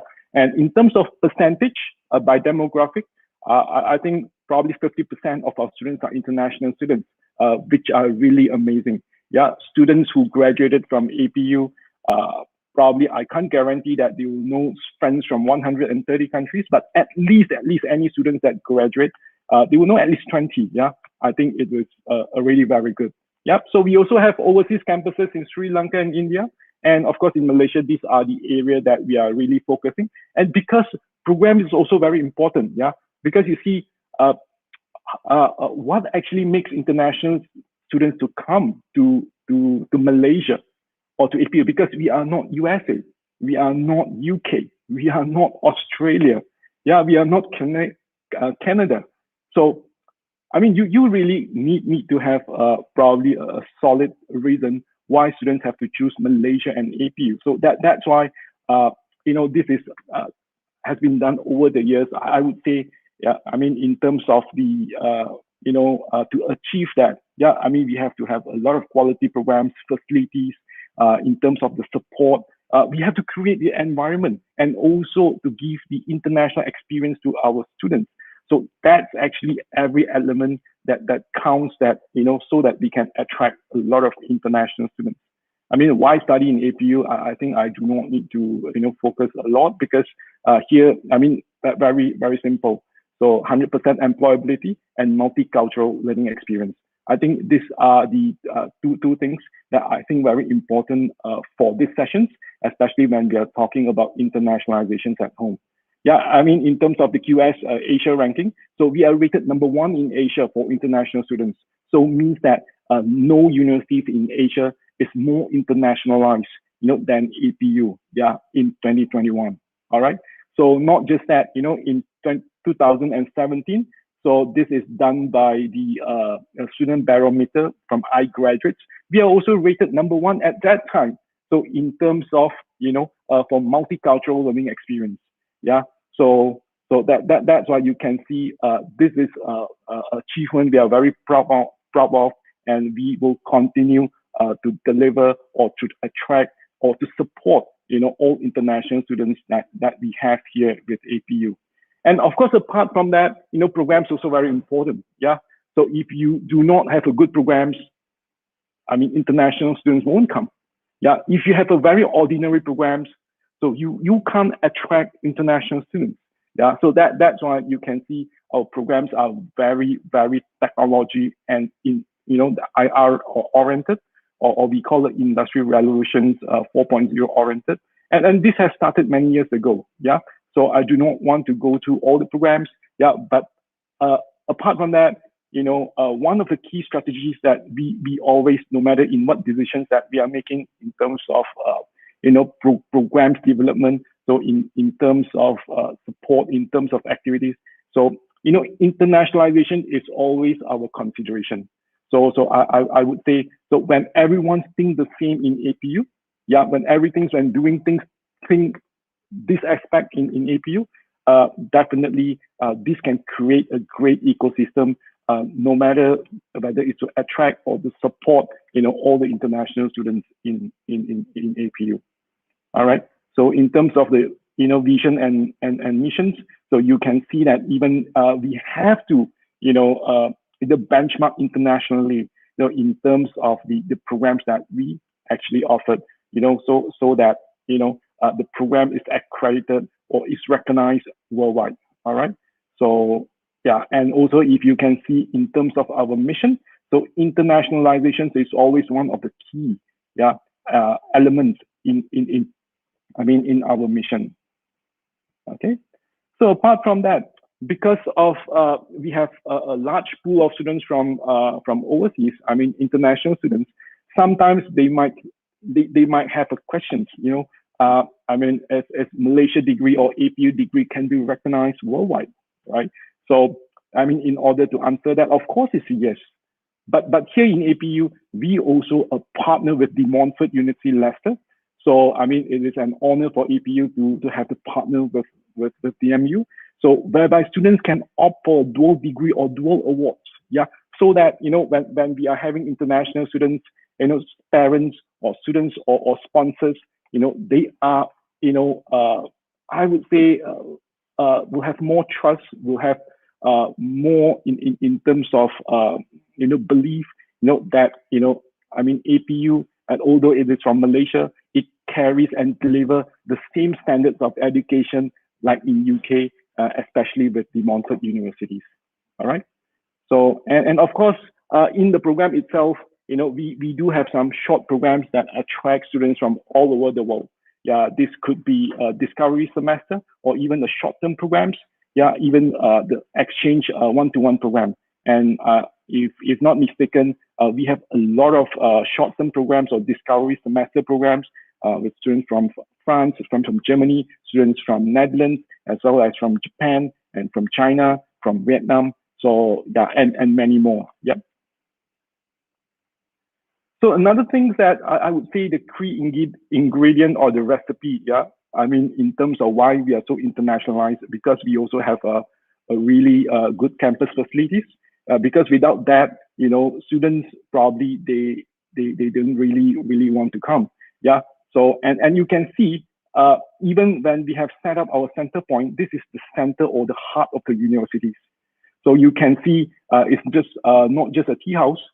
I would say this is much more bigger than that. So it is like an international hub, and this every flag that you see now here, yeah, actually represents the students, yeah, that we have, and whenever that we have a new nationality in terms of a student, we will actually put a flag on this place. So, and this is the most happening place in APU. Of course, this photo is taken before the pandemic. Yeah, I hope that the same scenario will happen again, really soon. All right, when they come back. And of course, these are some of the facilities. Yeah, because facilities is very important. Every parents, every student, before they come, they need to check. They need to make sure that the students are studying in a good place. That's where where a lot of students they are happy, and when they are here, they can see a very modern facility, so that they continue to recommend friends. So that's why from here, so we will get a lot more international students, and to sustain the internationalizations at home. Yeah. So because for our local Malaysian students, yeah, they also need to be exposed as well. All right. So, and even for students who actually from, let's say, A country or B country, they also want to actually get engaged or get friends, from other places, not just from Malaysia. So that's why with the effort that we are doing by always improving our facilities, this definitely can attract even more and more students. Yeah. So, yep, these are all the facilities. Okay. And even accommodation. Yeah. So accommodation is another focus or another concern for many international students. So yeah, you need to have a good standards of accommodation. Yeah, so that international students, when they are here, and because very simple, if they live happy, when they study happy, more will come. All right. So this is just accommodation, which is on campus. Yeah, apart from that, we also organize a lot of study tours. Yeah, for the last few years before the pandemic. So we also organize trips for our students to go to Maldives. Yeah, for a few weeks. Yeah, so these are the pictures. Yeah, actually, we plan to do more. Yeah, but of course, due to the pandemic, we can't do at the moment. But of course, I hope that very soon. These are in the plan, whereby we have a plan to take our students to Singapore, Japan, Korea, China, Indonesia, UK, Dubai, France. Yeah, because we also have a lot of partners in those countries. All right. So apart from that, so when you look at the recruitment wise, we also have more than 15 staff who base regionally. So it means that I have colleagues who base in Kazakhstan, I have colleagues who base in Indonesia, I have colleagues who base in Dubai, I have colleagues who base in Kenya, so I have in Vietnam, So all these are very important to us, because you see, when you have students or a big pool of students from those countries, and usually if they, let's say if they don't speak the language, So it's very difficult to reach the university. So that's why all these points that we have, this also will support, our students over that side. So that any communications that cannot be reached to Malaysia. So I mean that's a level, or that's a stage that the support will reach to them. So that even makes a lot of families, a lot of students, they feel safe, and they feel that APU is very responsible in taking care of their welfare, in taking care not just after they enroll, not just before they enroll, even after they enroll. All right. So we also have student welcome team, student ambassadors, and of course, only by last year, we have safety ambassadors. Yeah, so because we know that every students or international students that come to Malaysia and APU, and I would say 99% of them are first time. So we know that everyone that come or arrive, they will have homesick. So that's why we have a student welcome team to make sure that all the international students that arrive adjusted well. Yeah. So that's why our students welcome, or students ambassadors plays a very important role in making sure the transitions, until they settle down. Then of course they will operate their own. But at the early stage, especially the first 2 weeks, the role of student ambassador, student welcome is very important. Yeah, and especially the safety ambassadors, actually the role just created because of the pandemic. So we have to make sure that all students, no matter local or international students, have to follow the SOP or the social distancing during the pandemic. Yeah. So student welcome team, they did a very good job. They not just welcome and taking care of new international students. They also host a lot of parties, a lot of trips. Yeah, that send students to the place around KL, and we have a day tour, or sometimes we go to islands with them as well. Okay, so you can see here. So yeah, students from around the world, I think, this is, as I say, this is the mission, because we can see that someone who are exposed, someone who have basically exposed to this internationalizations element, definitely they will change, or transform. Yeah, to me, you can see that any of our students that graduated, they have a different thinking perspective. Yeah, and they are also probably more mature than most of the students. I think this is very important. Yeah. So that's why we continue to put a lot of effort to make sure that the internationalization is there. Yeah, so that's why you can see the exposure, the exchange, and diversity, and the network. This is what the students do and students build, throughout their studies with us. And in the end, yeah, of course, in terms of after they graduate, I think this connection is very important. Yeah, so you do not know, where the opportunities come from, and from here we can see, because of internationalizations, our graduates have successfully, probably they get opportunities to work on the business together, or maybe to get work opportunity in different countries, and based on the friends they have met in APU. Yeah, so a lot of cultural activities that we organize as well. Yeah, because we also believe that knowledge not just learned in the classroom. So there's a lot more actually to be learned. Yeah.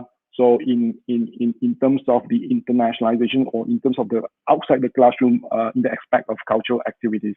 Yeah. So that's why the university is not stingy. Just now, as Dr. Andy said, almost every month we have a few events like this. Yeah, big events celebrating cultural days, international, I would say, Independence Days. Yeah, and also some of the traditional celebrations as well. Yeah, so that's why you can see there's many activities involved here. Yeah, so as myself as well, before I joined APU, I joined APU in 2008. I think it's about 14 years ago. So I myself even transformed. You mentioned about the students. Even I myself, at least my geography become better. I know which country is which country. Before that, actually, I do not know so many countries, and I do not have so many friends now because they are all previously my students. And now I would say even myself, my network have increased a lot, compared to what I am before, right? So these are all the activities, that we have. And apart from that, all our international students or even our local students, they join a lot of competitions as well. And not just in Malaysia, even for international, or we send students to Germany, to US, to Japan, to Korea, so that's the things that make a difference. So in terms of what international students they are expecting. So because of all these ingredient and recipe, yeah.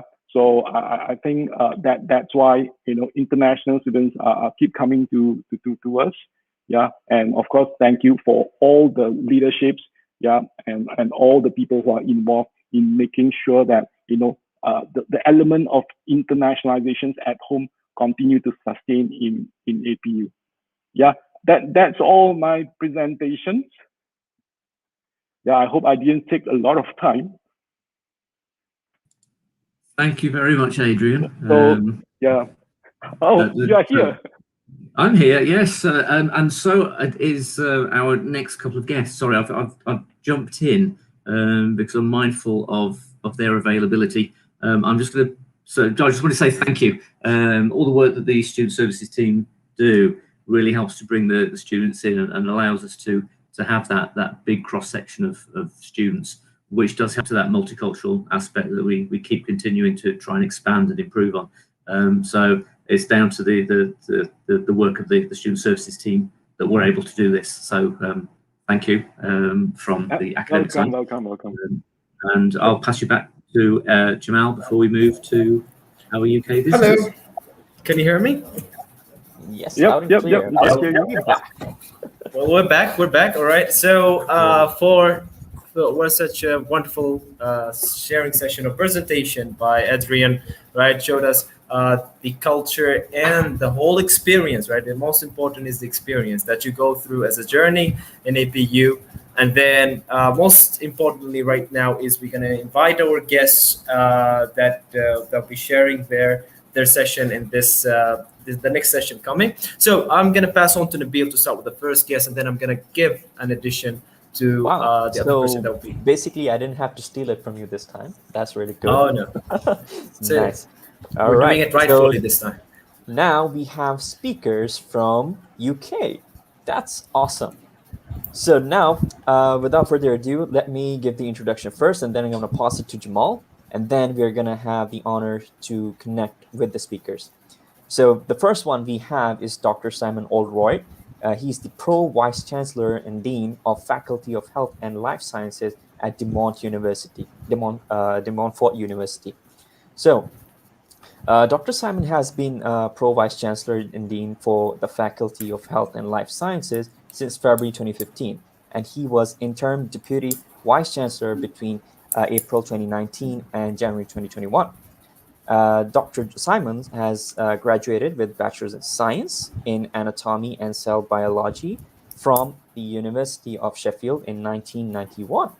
Also, before going on to the study for a PhD in renal pathophysiology and pharmacology at the same institution, following the completion of his PhD studies, Dr. Simon was successful in gaining an European Union Human Capital and Mobility Fellowship to work in the research laboratories of the Mario Negri Institute for Pharmacological Research in Bergamo, Italy, between the year 1994 to 1997, working on the renal effects of the peptide endothelin.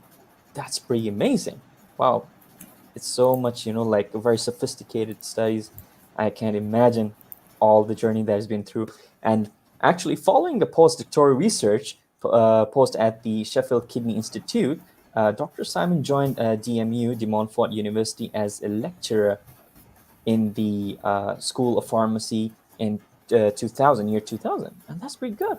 During this period, he went on to the program lead of BSc Biomedical Science degree course and expansion into the medical and clinical sciences.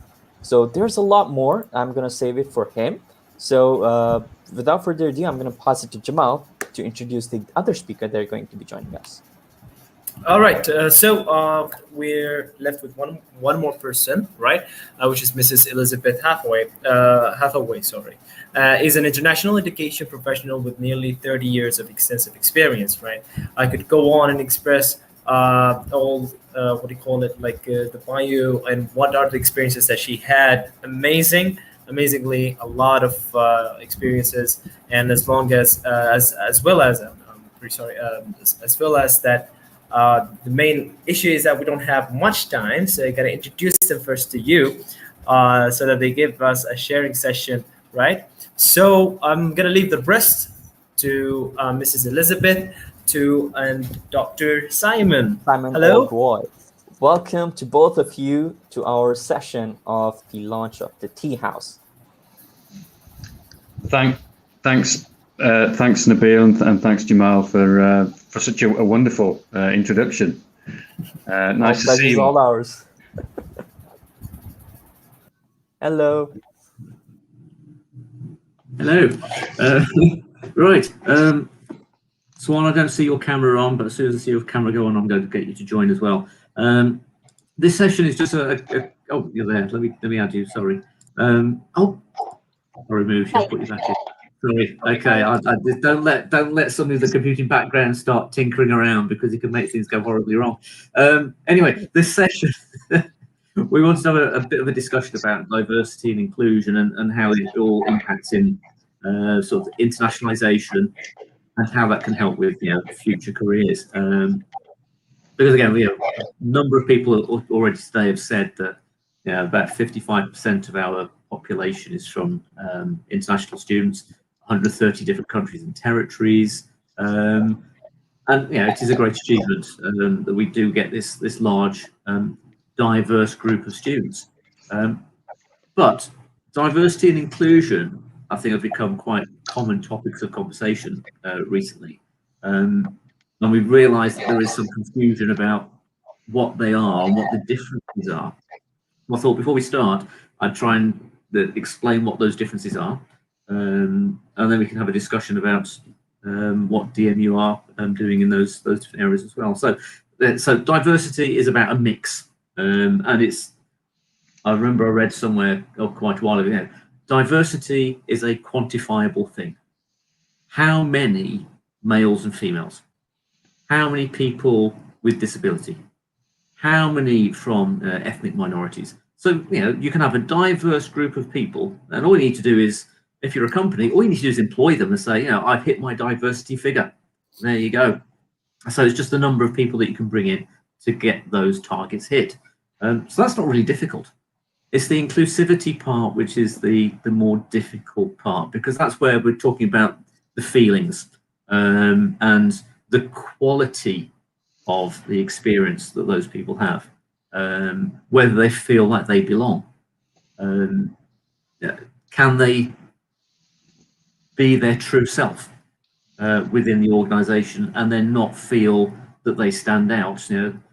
The company embraces their particular background and brings you into the heart of the organization, and you're just another member of the organization. So that can be quite difficult to achieve. But what we then need to do is make sure that everybody has a voice, and so they feel that they're represented within the organization, and then they have the confidence to be themselves within the organization, and then there's a feeling of belonging within the community under that one identity, whether it's the identity of that university or the identity of that company. And so it's the glue that brings all those people together. At APU, that's what we try to do. Adrian was already mentioning earlier about, we've been going through this international journey for a large number of years. And so the opportunities that we try and provide for students to showcase their cultures, their diversity, and the sorts of things that the Student Representative Council will be looking at when we're putting the multicultural events together. It's a way that we can provide confidence for students to work effectively as team members, whether they're in the same room or, as we are today, we're going to be working together, hopefully without any technical issues, but across the globe. And that's what people are going to be doing, because I think studies have shown that when you've got people that feel like they are part of the organisation, they will be more productive, and that means they'll be more innovative, and that will help to improve the company or the organisation. So inclusivity is the hard bit, diversity is the easy bit. We try to tackle that here. We've heard lots of people talking about it at APU, and so we thought we'd try and find out what another institution, and who better than going across to DMU, who are our main partner. Over to you. I'm going to rest now. Thanks, Andy, and good evening, everybody. It's lovely to be invited to speak at this second APU Friends Day. Really pleased Liz and I could be part of the conversation on this, and you know, the embracing of diversity and inclusivity, as Andy's pointed out, is something that's very close to our hearts as well here at De Montfort University. We're just about to embark upon a new university strategy. We've got a new Vice-Chancellor, new leader of the university, Professor Katie Normington, and she is driving a new strategy for the university. And a big part of that strategy is championing diversity and making sure that diversity and inclusivity is a theme of everything that runs horizontally, I guess, across everything that we do at the university. We're in, as I hope you all know, we're in Leicester in the United Kingdom, and Leicester's right in the very centre of the country, right in the middle of England. And if you go on Wikipedia and put in the demographics of Leicester, what comes up on Wikipedia is it says Leicester in England is an ethnically and culturally diverse city, and we are known as being an ethnically and culturally diverse city. And in fact, Leicester was the first city in the UK to be a plural city. And what that means is it was the first city in the UK where white British people weren't in the majority. And we celebrated that in Leicester when we heard that. That was about 10 years ago, towards the end of 2011. And we had a big celebration in the city to celebrate the fact that it was a plural city, and that we had this fantastic ethnic majority and ethnic diversity within the city. And what that means to us, and we've been having that discussion ever since, I guess, about what that means to us as a university in Leicester, and what that means to our students, and particularly what it makes our campus like. So, as we've heard from Adrian and from Andy, well over half your student population at APU are international students, and that, you know, you guys need to be really aware of how lucky you are to have that kind of population of international students. How much of a rich environment that gives you. Here at DMU, about 20% of our students are international students, again from lots of different countries, but about 20%.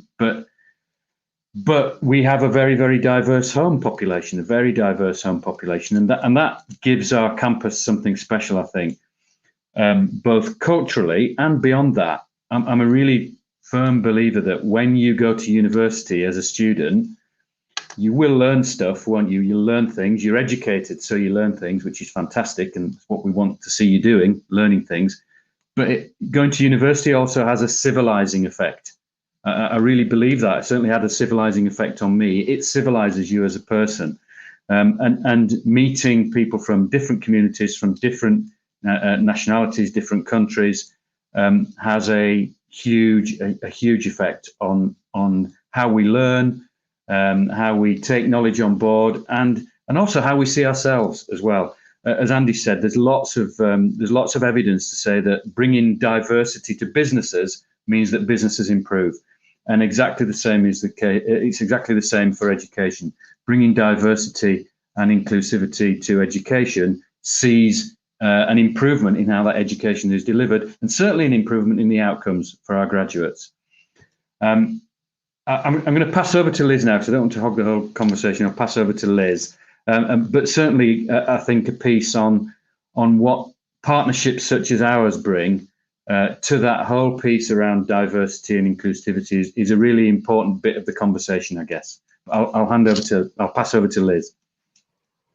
Yeah, so thanks, Simon, and thanks for inviting me and Simon to this event. It's really important, I think, for us as DMU in the UK to be involved in this, given our we are now the main partner with APU. And clearly one of the things that it means for us in terms of that sort of international inclusivity is about ensuring that our graduates are actually employable and able to go out into the world of work with practical and appropriate skills going forward. I did notice in the presentation that Adrian gave actually that there's some key areas that we actually engage in at DMU also very much aligned to what you yourselves do at APU, not just around the sort of international student demographic, but also in terms of in-country representatives and in-country staff. We have a very similar profile of that at DMU. We've got a very broad range of transnational education partners, not just with APU, but globally across the world. And all of that gives us a really good mix and understanding about what it means to be international and inclusive in our approaches. We also, you've got APU abroad, we've also got something called DMU Global, which is a very important part of what we do. And up until recently, obviously, with before the pandemic, we did send our students all over the globe, and we had some really big cross-faculty, cross-university events in places like Hong Kong, New York. We're actually involved with the UN in terms of working with them around the Sustainable Development Goals, and we're a key partner with the UN in that area. And so also alongside that, we've obviously sent students to APU to actually work with your students and with your staff in particular key areas, and we're hoping that we'll be able to do that going forward. Employability, as I say, is very important to both of us and our graduates getting good graduate employment jobs, and we're very keen to make sure that that continues. Also, alongside that, in terms of the sort of international dimensions, you know, quality and the quality of our education is quite a key component of what we're doing. And so we would like to think that both our programs, obviously in terms of what you need to do at APU, but also in terms of what we need to do in terms of that international benchmarking is key.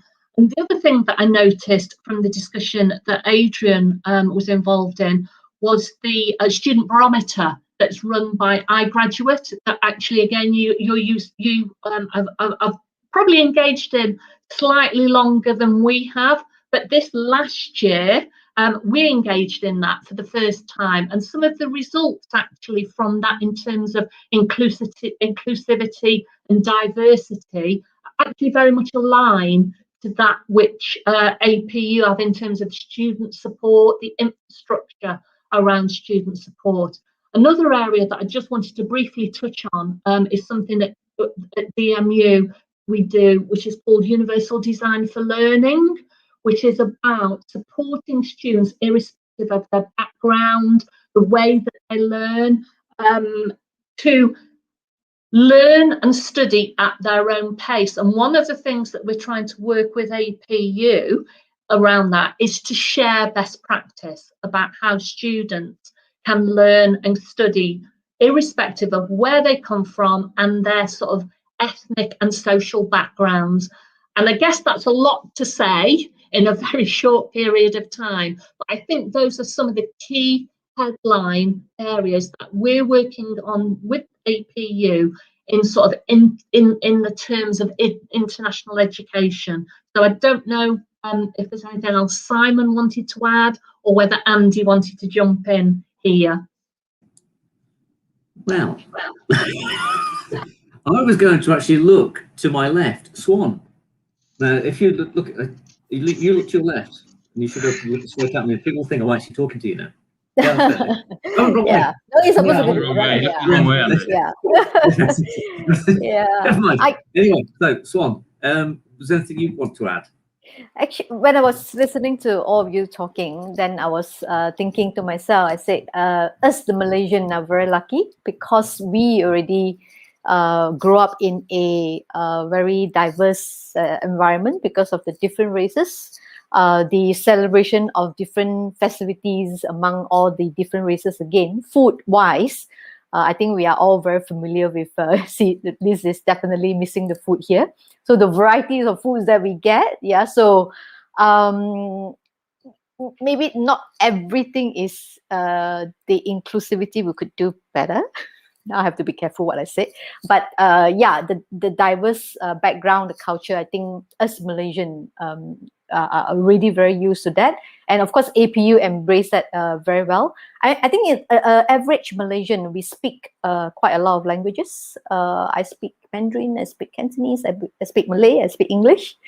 Yeah, so but that's quite common among all of us because of the dialects that we speak with our friends, going to school, you know, and all this. So I think this is all in sync with what we want to do for our students as well. Yeah.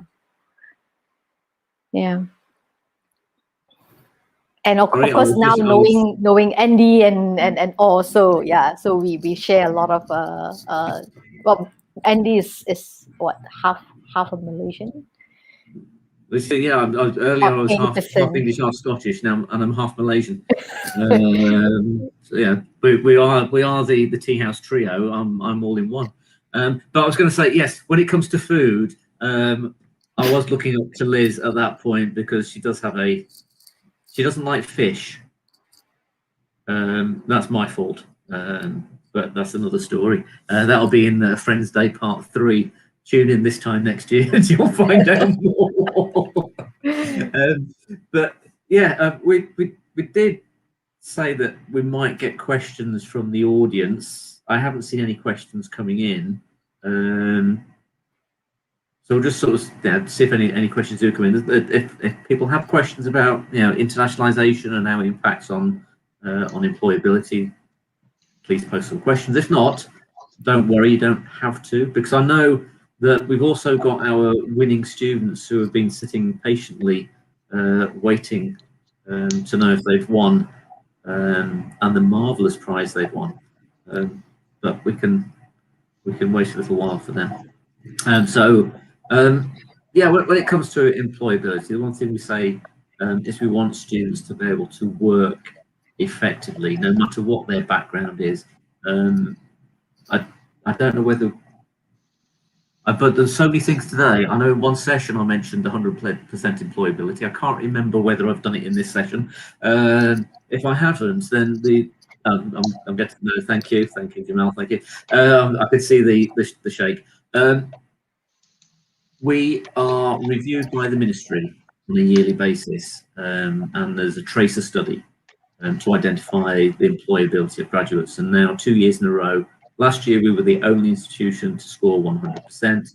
This year we are one of two to score 100%. So we know we're doing the right thing. We're providing the skills that students need to get jobs. But when we were talking to students earlier, these were sort of some new students coming in. One thing I said to them was, we can teach you the right stuff. You can demonstrate that you can do it. And the bit of paper will get you the interview. But it's you that gets the job. And if you have the confidence and the ability to interact with people, then that will come out in that interview and you will look more comfortable, more confident, and then it will be, that's the person we want for the job, rather than the timid person that they might have scored really well, but you're thinking, are they really going to be able to communicate with our customers? And so it's important that these soft skills, as they're called, which are the hardest skills to develop, are the ones that we try and focus on to make sure that you are employable. I'm guessing from the social sciences and the health area, this is something that Simon has also experienced. Yeah, that's right, Andy. And it is really, really important. And you know, what you're saying there is, you know, you will learn, you will gain knowledge with us, you know, either university or both universities. But it's the things that you can pack in around that knowledge, the opportunities that you take while you're at university. And I think both of our universities offer some fantastic opportunities. We've heard about, you know, we've heard about DMU Global from Liz. We've heard about APU Abroad study tours from Adrian. It's about students taking those opportunities, volunteering opportunities that we might offer as well. All those kinds of things make you a different person. And as you rightly say, Andy, then when you are, you know, the people sat either side of you in the queue for the interview for the job, do you have a richer, more rounded experience because of the opportunities that you've picked up through your 3 or 4 years at university? And certainly that international element and that link is something that's really important. And as you say, from a health angle, in my faculty here at DMU, for many years, we produced graduates for the UK market and only for the UK market. You know, we produced nurses or pharmacists for a UK market, and that was very short-sighted. And about 10 years ago, we decided to I guess, broaden the horizons of our students. That's why DMU Local came on board, because we want our graduates to work in any country in the world, not just in the UK. You know, producing students for the UK economy is important to us, but we want our students to have the experience to work in any country in the world. And that's why partnerships like the one that we have, the DMU APU partnership, is so important, because it gives both our students that opportunity to see those different cultures and meet people from different nations. But again, I think, as we've said many times, it gives us the opportunity to learn from each university as well. We've learned so much as a university from working with APU. We've learned a lot about how academically, actually, how we put things together, how we put courses together, and how to work together. So that learning, just as an institution, never mind you lot as individual students, that learning as an institution has been really, really rich for us, and continues to be so. And as I said, not only should you feel yourselves very lucky to have over half your student population as international students, but also the way that you celebrate that and you make that front and center of what you do in APU is something that should be really celebrated and lauded, and something that I think we can learn from as well. The way you have every flag from every nation hanging from the campus inside, and the way that you celebrate national days of all the institutions every day, is a fantastic thing to see. And I think we can learn from, and we are, as I said, we are learning from that. That's some of the things that we've had discussions about, how we might mirror doing that here at DMU. Thank you. I was thinking, I couldn't see where the microphone switch was. Then I was moving around on the screen. I think, you know, again, just to tie it all back into, you know, the main reason that the students are going to be watching this event. When you get to an interview, you need to be able to take something that demonstrates your, your full roundedness as an individual. And one way to do that, for those students who are doing computing modules, it'll be by studying the Intercultural Awareness and Cultural Diversity module, where you are taught by the Tea House Trio, myself, Jason and Swan, where at the end of it, a digital story is produced to explain about your international experience, an international journey. Now, that doesn't mean a physical journey, but it could be a mental international journey. And then a reflection on what you actually learned through that experience. And I know we've got more students joining now. Okay, I can see 4 students in the wings. 4 of the 5 winners are here, because we wanted to move. Oh, I can see someone else is trying to get in. Yeah, I think we should have all 5 now. Yeah. So the students who are going to be joining in a minute have actually gone through the module, and they've been able to demonstrate this ability to engage in an intercultural experience. And that sort of thing will help when they go out and get a job, because they can explain about what they've actually learned. So yeah, so I know the students are now waiting. I don't want to rush everybody off because I know you've made particular time to come in, which we really appreciate. And is there anything else that we want to add? Because no questions have come in. Thank goodness, or we might be here till midnight. No, listen, Andy, it's about the students, isn't it? It's not about us. So Exactly. we can absolutely get onto the students. It's just been really nice to be part of the event, and it's really nice to hear about how you're doing it, and the Tea House trio with yourself and Swan and Jason. It's nice to hear about that as well. It's just been lovely to be able to join the event this evening with you, and happy to be part of similar things in the future. It's a great thing to celebrate and to discuss. Well, the other thing that I would like to finish on, sorry Andy, I'm sorry to interrupt you, but that's about the norm, really. That's normal. The only thing that I would like to add is, and obviously we're not staying for this, but for those students that are winners, congratulations, whomever you might be. Yes, we'll find out very shortly. But those winning videos will be on the Erasmus Plus website, which is streaming across the bottom of the screen and has been for the last couple of hours. There will be a section in there where the winning videos will be posted. But then all the other 189 or whatever it was that Swan, Jason, and I have reviewed over the last 2 days, they will also be there. Minus one or two where students have said they prefer them not to be posted, and again we respect the wishes of the students. If they don't want it posted, then it's just used for assessment purposes, but the majority of them will be there. So if you want to have a sort of Netflix binge watch, there will be 180 something of those for you to watch at your leisure. So thank you to both of you. Yes, I thought you would. So thank you, Simon and Liz. We'll hand back then. Enjoy the rest of your day. Stay safe and enjoy the summer. Yeah, not yet. I'm looking at you. Yeah, okay. It's July tomorrow. Everything will change. Yeah, everything will change. Yeah. Well, it's always great to see you, and we'll look forward to seeing you in another activity in the not too distant future. Probably. Congratulations, everybody. Thank you. Congratulations. Thank you very much. Bye bye. Bye bye. Thank you. Bye bye. Okay. Right, we have all the winners in. I think I can only see 3, 4. Okay. 4. Yes. Let me. Okay. Shall we jump straight into it, or yes, do we please. want? I'm just gonna check and vanish? see if anybody has got a problem logging in.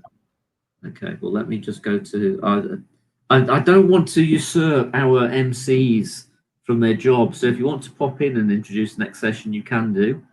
If you want to sit there and laugh at it, I think it's all right. We can have some relaxation, me and Nabil, on this one. Do you want it kind of feels you're enjoying it, so we don't want to take it away from you as well. No, I can say I'm not as well. I do believe. I think they're all here. Yeah, yes, I think it should be. I can see all of our students in. Okay, so we know who the winners are. Oh, you have to announce it. So, me and Nabil, let's go back down. Yep, we can go to our place. See you guys. Okay, we'll see you on the other side. And now, let us put on the announcement. Okay, so as we've mentioned over the course of the event, it's the first real group of students, not that we've got artificial students, sorry. It's the first full group of students that have gone through the Intercultural Awareness and Cultural Diversity module with us at APU as part of their curriculum. We didn't need to do this as part of the Erasmus Friends project, but we wanted to incorporate this into the curriculum where we could, because we understand, as you've heard from all the other activities, the importance of intercultural awareness and being able to work with different groups of students, different groups when you graduate. I'm obviously getting tired now. So these students have just worked their way through the materials that had been prepared for the Intercultural Passport module, and that was delivered by our partners in Turkey, Bulgaria, Poland, and Hungary. Yes. Yep. So they produced all the materials, and that's what the students have been working through. They then had to go through a small class test to demonstrate the knowledge that they picked up, write a reflective report on an intercultural experience, and then also to prepare a digital story. If I can get my next slide to come up. It's not moving. Oh, there you go. So the brief was to produce a personal digital story, 2 to 3 minutes. Shouldn't be really much more than 3 minutes. Recorded on any media. So that could have been a mobile phone. It could have been on a full movie projector. Projector? No, camera. Video camera. Yeah. Thank you. It's a technical term. Or a GoPro. Swan. Yep, so it could have been shot on any medium.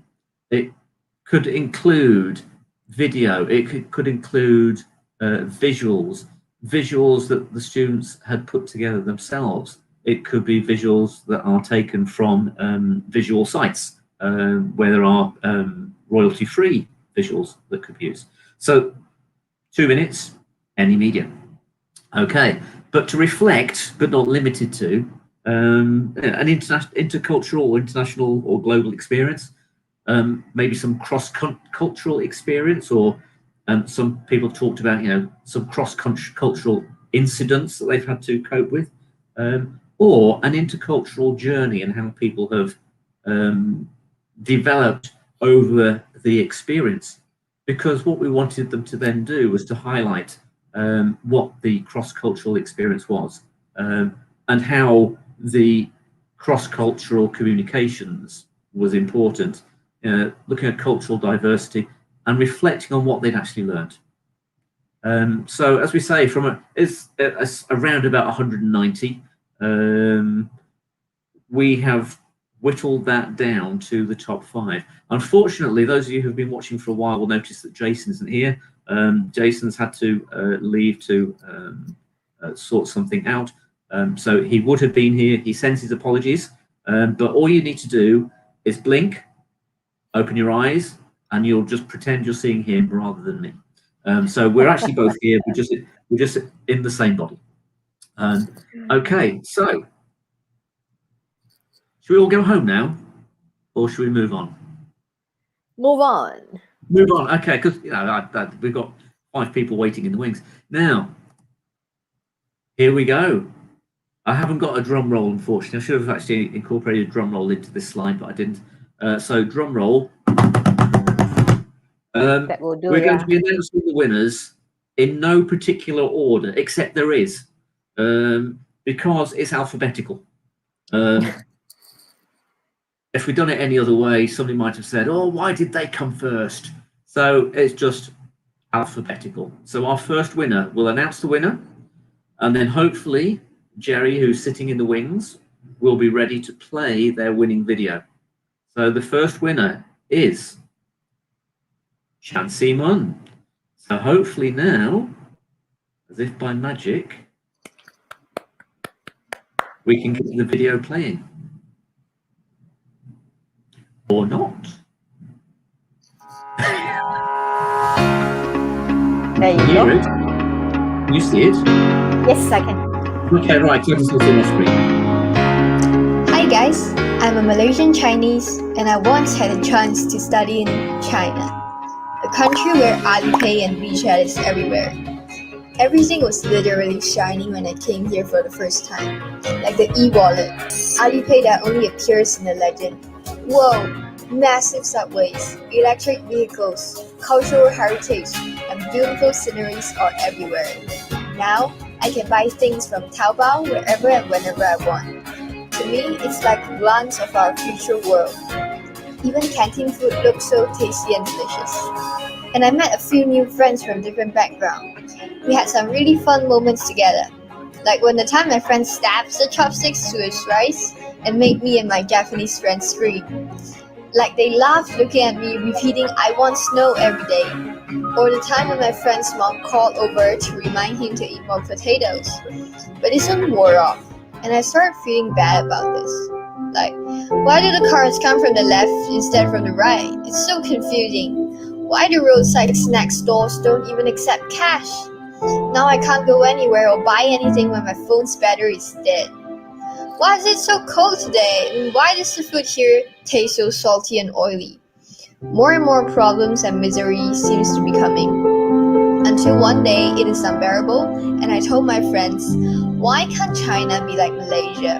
My friend said something like, if it's like Malaysia, then you can't see the snow. I thought you liked snow, although you haven't seen one yet. I was stunned. Yeah, why am I trapped in small little hustles and became unaware of its true beauty? All the nice experience I've been through since I came to China is looping in my head. Diversity is beauty. That's why I long to come here. Because it is different than Malaysia. It is unique. It is interesting. Nature is diverse. We have green plants. We have amazing creatures. They complement and complete each other just like me and my friends. They are also similar in a way, like the smile of the people, regardless of where I am, that has never changed.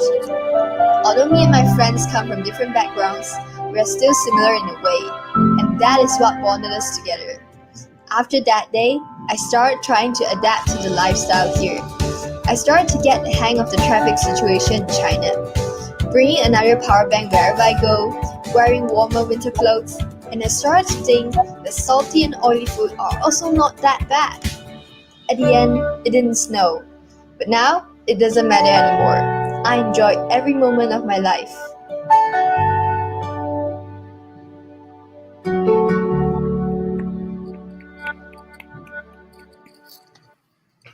So well done, well done. Now we should have our winner ready to appear. And there we go. So congratulations. You've won one of the 5 prizes. Would you like to say anything? I feel very happy to be one of the winners today. And of course, the original intention was not to win. I just wanted to share my story, and that's all. I really enjoyed the days when I started making this digital story, from the scripts to the drawings to the animation. It's like re-experiencing all those memories I had. We were friends, but more like family, maybe because we are all foreigners in a foreign country and we just had each other's back. And I just feel like it's such a beautiful thing to tell. So I just made this story, and thank you everyone for your support. Fantastic. Did you draw those yourself? Yes, Yeah, I wanted to ask the same. Fantastic. Yes, we were looking at it and thought, wow, that's good artwork. So congratulations, a well-deserved winner. So that's number 1.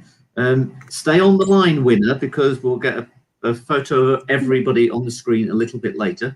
Let's now just jump back to see who our second winner is going to be. I need to switch my slides so I can see.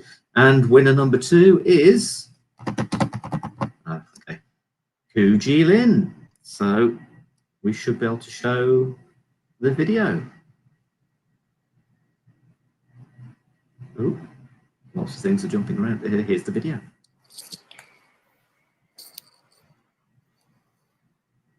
It was the year end of 2014 and the day I've been waiting for has finally arrived. I was so excited I barely slept the night before. But I'll be skipping school tomorrow and going on a trip I would remember till this day. Celebrating my last children's day with my family in a foreign country. My mom and aunt decided to bring me, my cousin and my sister on a trip to Japan. We headed to the airport at midnight and landed in Osaka in the morning. Upon arrival, everything looked so similar yet so different. Somehow it felt oddly familiar too. Maybe it's because of the incredible similarities of the scene drawn in anime. Since 7, I remember watching anime with my cousin and I got hooked ever since. The art styles, details, storyline, basically everything captivated me, and I still enjoy watching it from time to time. Anyway, the most embarrassing yet unforgettable incident happened at the bathhouse. We checked into a hotel which had a bathhouse, and as it was everyone's first time, things were a little messy. Firstly, there was me and my sister who were reluctant to go in naked, and I insisted on wearing a singlet. But yeah, I didn't really have a choice. But I found out instantly that nobody cared, so I didn't mind it afterwards. I recall only a handful of people in there though. My mom and my aunt went to the sauna instead of joining us in the tub, and we were left alone. After some time, we got used to the water temperature, and apparently my cousin thought it was a good idea to start swimming. That wasn't the worst part. She brought her goggles, and being children, we joined in and started playing quite loudly. A lady in the same tub wasn't too happy about our behavior and proceeded to tell us off, which is understandable, as we were not respectful of other people's personal space and were being loud and inconsiderate. She spoke in Japanese and we didn't understand a single thing, but we could tell by her tone that we messed up badly. I remember us three apologizing and being as quiet and still as we could be in one corner of the tub. It was quite unforgettable, and I would love to visit Japan again, maybe visiting the shrines and get my hands on those roly pencils they showed in Kuroko no Basket.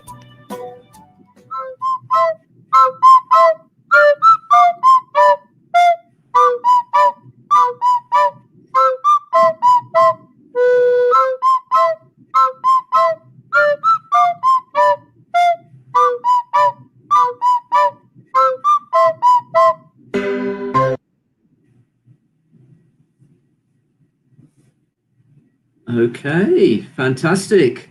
Well done again. And are you in the room? Are you in the room? Let's see.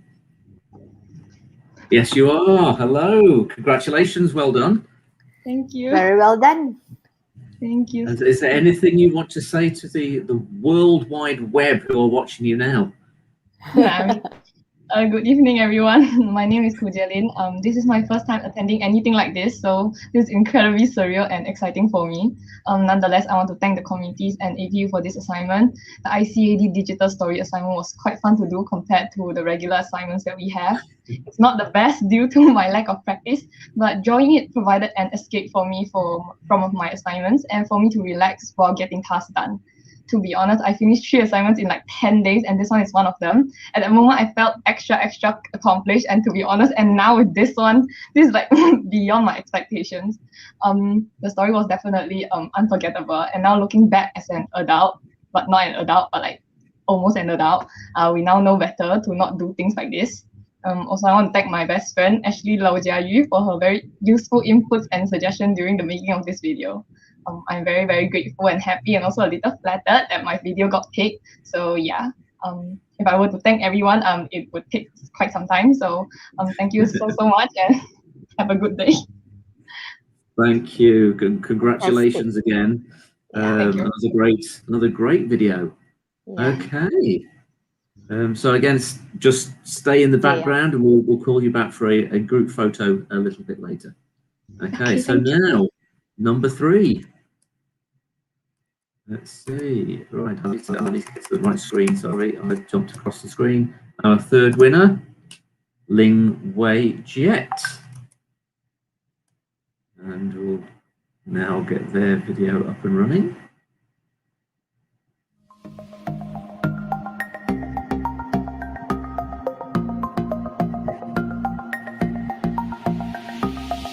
Since the COVID-19 outbreak, the government of Malaysia enforced a movement control order to curb the spread of the virus.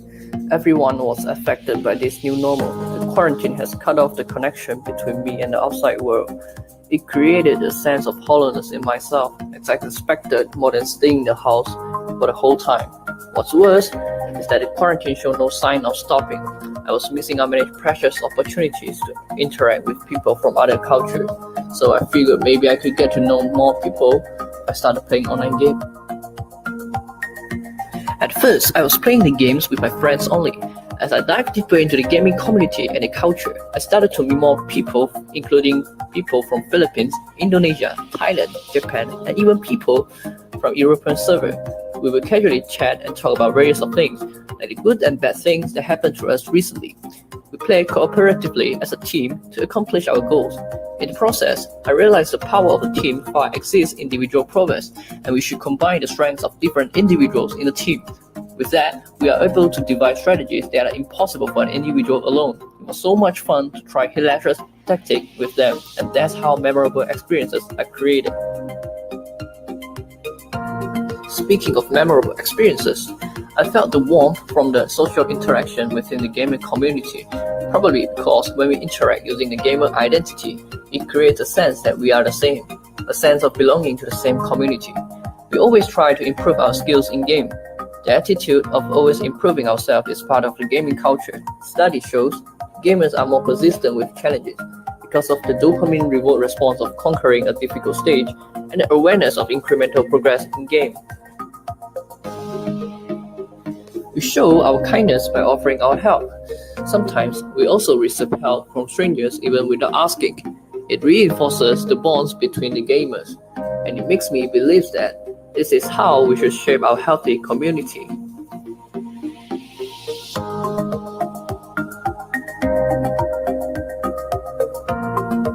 Sincerity is what breaks the barriers between people with different cultural backgrounds. My experience of making friends in the game taught me that we should not apply filter to anybody because every person is unique. You might be surprised by how big the difference between expectations and the reality is. Many times, I have to admit my flaws and mistakes. The process of improving is just trying, failing, and repeat. I learned to accept my mistakes and show respect to the winners, just like how players have GG, which means good games, acknowledging efforts from both sides, and move on. I also learned the importance of cooperation, because one alone hardly win any games without trust and confidence in teammates. Lastly, I understand that everything, no matter in game or in real life, both requires effort to make myself better than the others. In summary, gaming cultures have taught me how to live my life, and thanks for watching.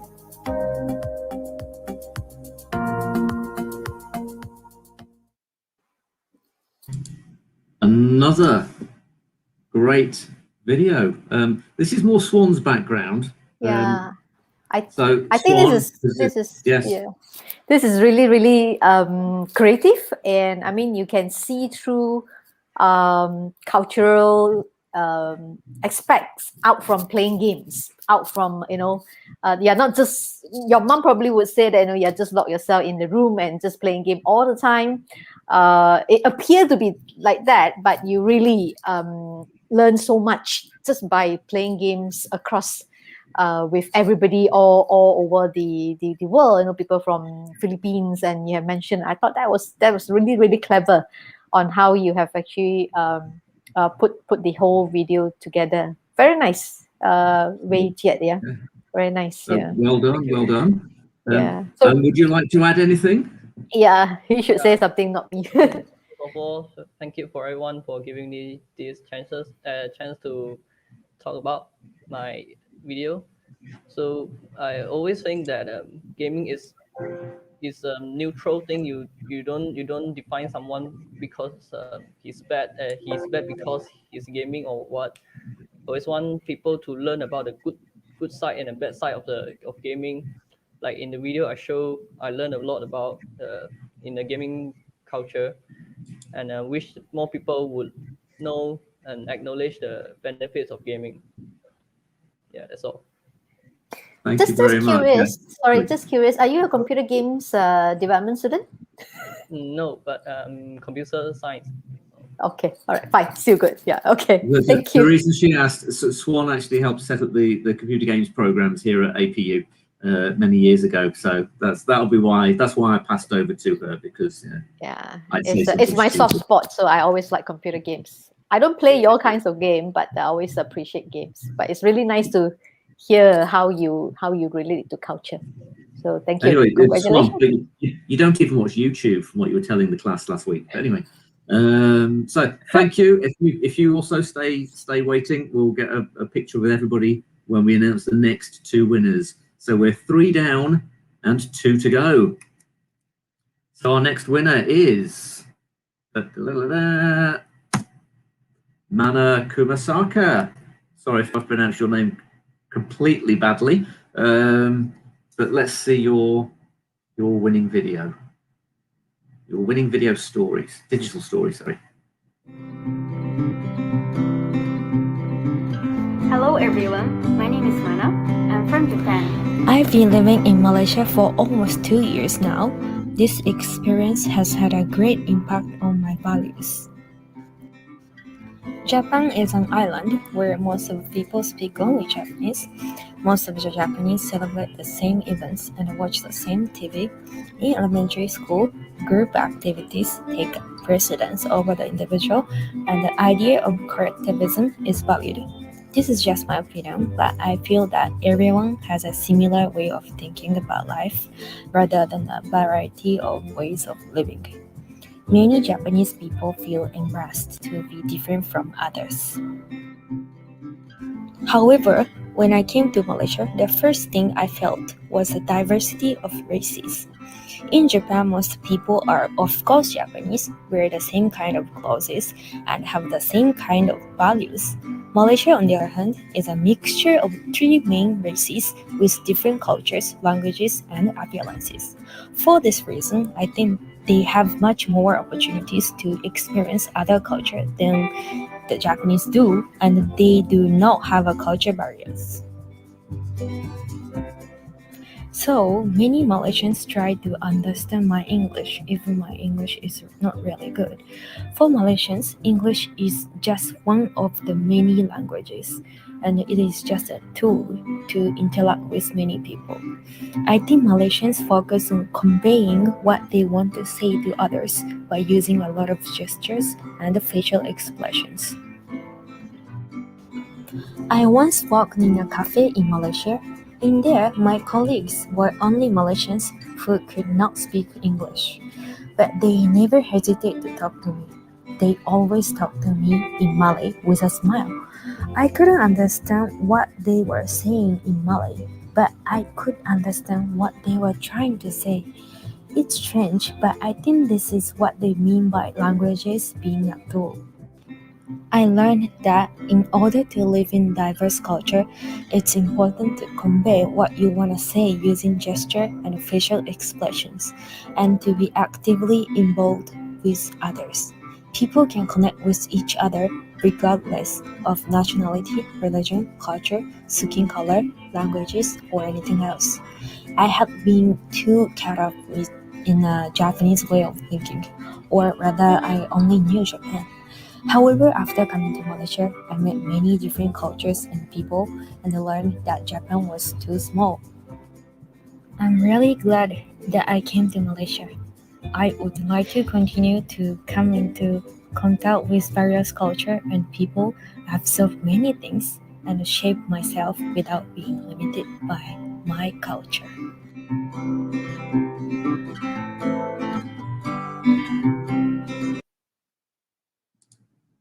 And so this one was a different type of experience. So this is an inbound experience, which is great to see as well. Because like we say, we've got lots of international students. Mana, would you like to say a few words? Oh, I can't hear you. Yeah, we can't hear you.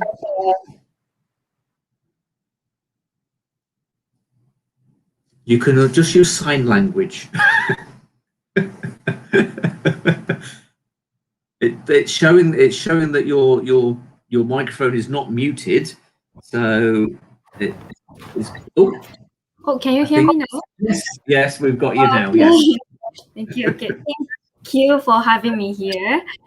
I didn't expect that I will be selected one of winners, but it's a pleasure for me to be chosen my video from over 119 students. So thank you so much again for this opportunity. Thank you so much. That's it from me. Well, thank you. It was great to see a different person's experience, and again, somebody coming into Malaysia rather than from outside. From Japan. Okay. Now, that means that we have got one more winner to go. Yep. I think Jason might be trying to rejoin us. So let me see. Jason, are you there?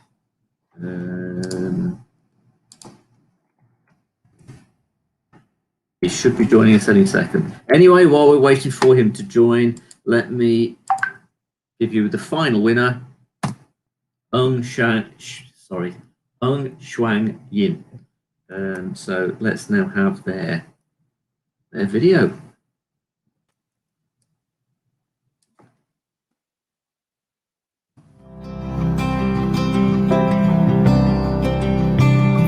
Hello everyone, I am Ung Shuang Yin from Malaysia and I am a student at Asia Pacific University. I am now currently studying computer science in intelligent system. In my digital story, I will be sharing my cultural experience, the Kayang culture. Kayans are one of the most well-known and recognizable hill tribes in Thailand, and they are a subgroup of red current.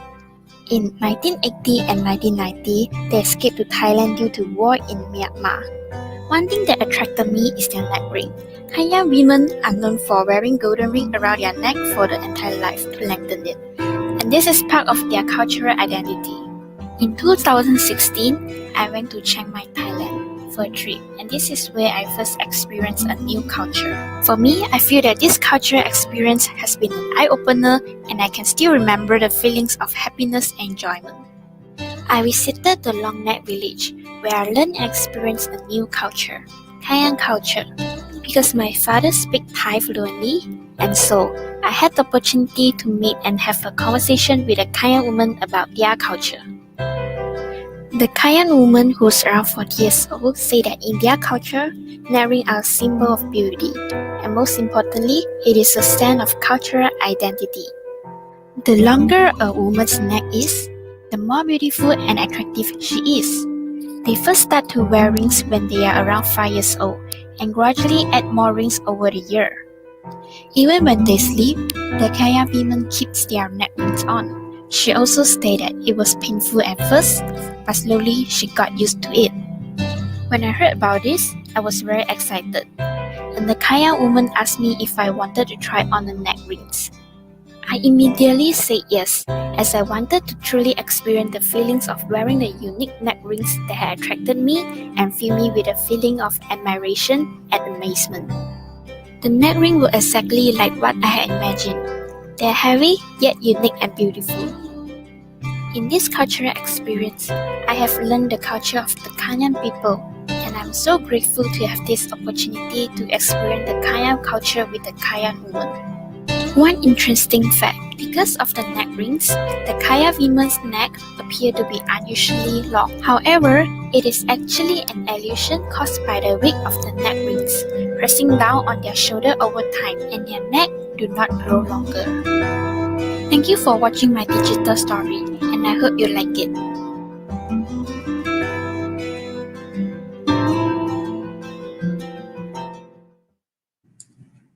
Okay, so thank you very much. Another different type of digital story, immersing yourself in the culture. Jason's rejoined us. So hello again, Jason. And here is Shuang, our winner. So congratulations to you. Very well done. Yes. Oh, now we've got the same problem with audio with you. We can't hear you. Can you hear me? Yes. Okay. Okay, hi everyone. So first of all, I want to thank APU Friends team for choosing me as one of the winner, and thank you for having me here today. It is an honor for me, and this is the first time I participate in this kind of event, and so I'm really excited. Through this experience, I found out that every culture defines beauty in a unique way, and in this culture experience of mine, Kayan people assess beauty by the length of their neck. Apparently, culture is something so unique and special, and it made me eager to learn other culture. And so I hope I will have the chance to learn other culture and share my culture experience with the people around me. Thank you. Thanks. Sorry, I forgot to turn mine off then. Thank you. Very So good. you are winner number 5. So let me just jump back to my slides. We'll be back to you shortly. As I jump to my slide here. Okay, so congratulations to our winners. Well, it's all very nice to say congratulations, but it's always nice to get something as well, isn't it? So you will each all receive one of the Friends t-shirts. Don't worry, there are sleeves on there. It's not sleeveless. So Friends t-shirt, a USB drive, a notepad, and when we can get back on campus, we will have a proper ceremony to hand them over to you. We'll get the VC in there as well, and we'll get some photos and a winner's certificate. So, I don't know, I don't think we can. Can we have the screen and the 5 winners on at the same time? Jerry, I don't know. I think we can, maybe Jerry. Anything possible. Anything possible. Yeah. If not, we need to get all the winners on the screen, definitely. Yeah. Here we go. 2 more. Whoop. There And you there go. you go. Now, can we? Right. Sorry, Jerry. I'm just I'm going to gonna- take a picture like that. Well, I'm fiddling because I would have put. If it goes horribly wrong, I'm very sorry. There you go. How about that? So we've now All got right. the Friends banner at the top as well. So first of all, we'll have a serious one. Congratulations, everybody. Who's taking the screenshot? I did. We did, right? Thank you. Right, and as is always the case in Malaysia, now you can go freestyle. Okay, I'm the only one, right? Fine. Okay. You don't want to go freestyle. Okay, well. Just you. Just me. Well done, everybody. Well done. Very well done. So, well, congratulations. Well done. Thank you. We've got another one there. So, again, congratulations to our winners. It's been a long semester, I know. I don't know, it's been very difficult in the current environment, coping with, going to university and all your modules. Videos we're hoping were a bit of light relief from some of the other modules that you've had, and allowing you to put yourself into a video so we can actually find out more about you. So thank you very much again. Jason, Swan, anything you want to say? No, just congratulations and very well done. I did enjoy myself watching the video, although it was quite challenging because too many of them. Yeah. Well, yes, to get whittled down from, like I say, 190-ish down to 5. You've done a great job, so well done once again. You're probably hungry, you might be tired. I know 3 of us have been at it. Well, you've all been at it because you were in class this morning. Yeah. If you weren't in class this morning, where were you? Because you should have been. But hopefully you were all in class. So we've all been going since 9 a.m. So thank you. Please go and rest. We will hand back to the MCs before they fall asleep as well. Okay, thank you. Thank you very much. everybody. Congratulations, everybody. Well Okay, done. thank you. Very Thank well you. done. Very well done. Okay, so. Hello, I'm back. Hello, it's good to be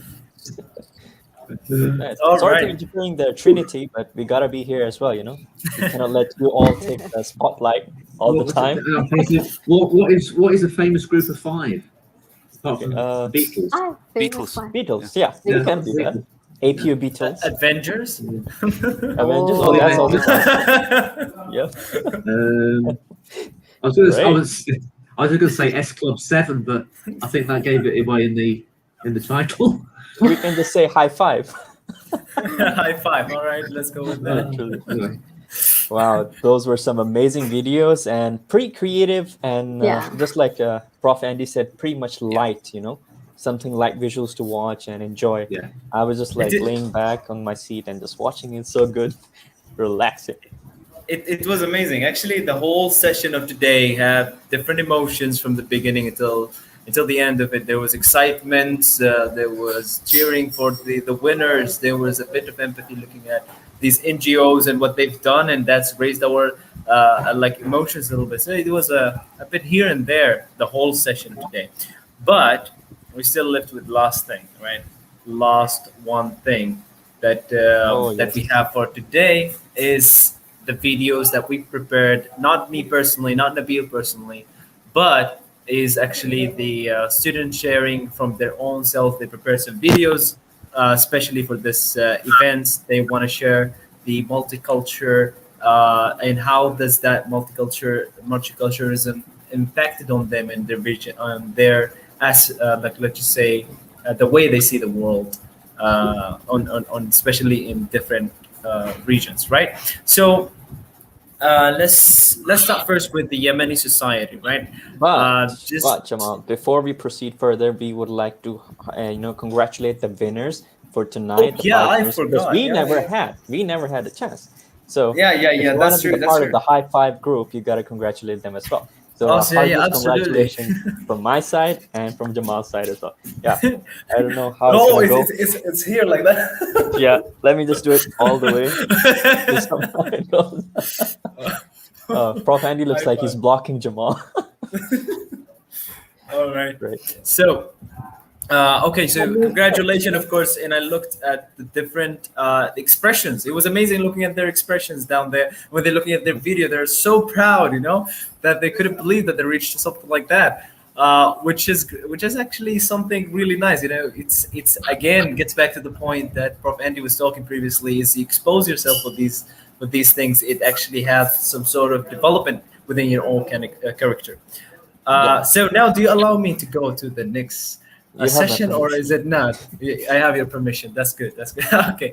So for those of you that don't know, I'm from Yemen. So this is some. The next video is gonna be something.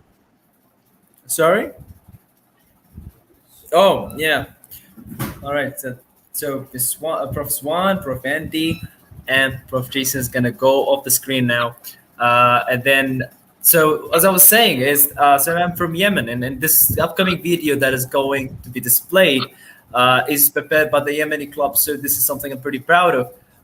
Especially that we have this kind of community in APU. So Jerry, do you help us out with displaying the video? Jerry shall do the honors.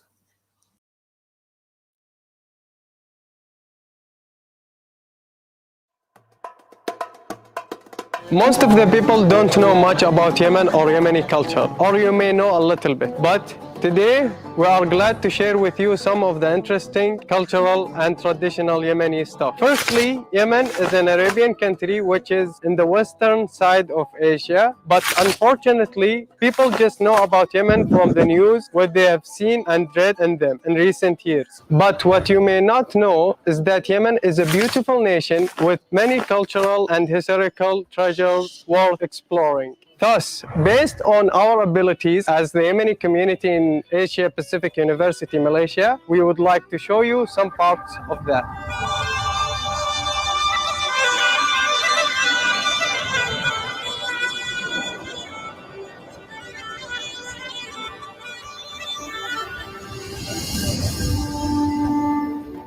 So the first thing that you should know about Yemen is that there are three groups of people: the mountain people, and they live in the north of Yemen; the coastal people, and they live in the south and the west of Yemen; and the Bedouins, and they live in the desert.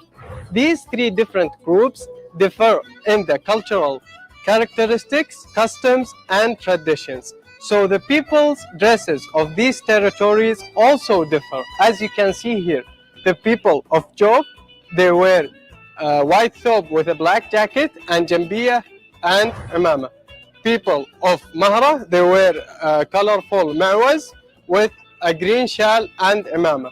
The people of Abbala, they wear white thobe with a brown shawl. People of Hadramaut, they wear a colorful ma'waz with a green shawl with imama as well. People of Ib, they wear a jacket with ma'waz, and people of Sana'a, They wear a white top with imama and jambia.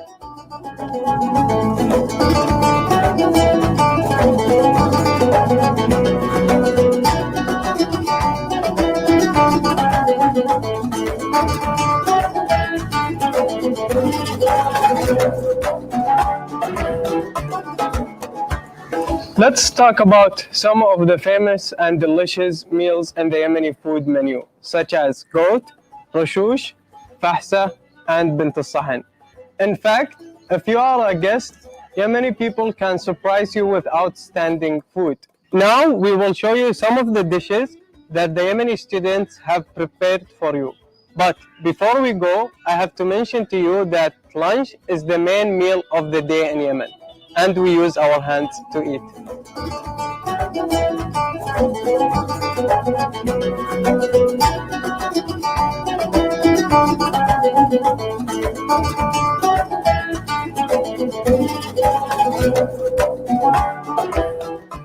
The same thing about the Yemeni dancing, which can be different from one region to another.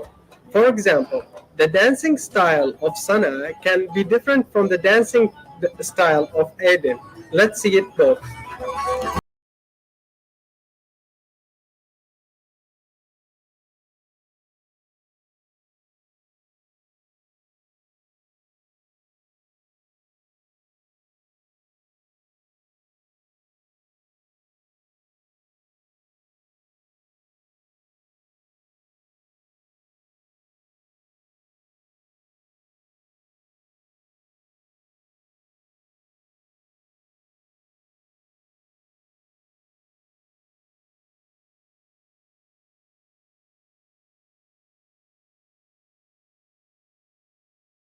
Malaysia is a very diverse country. Yemeni students always try to engage with other students to learn more about their culture and traditions. The most important thing is that we can promote our own culture to show others the beauty of our culture.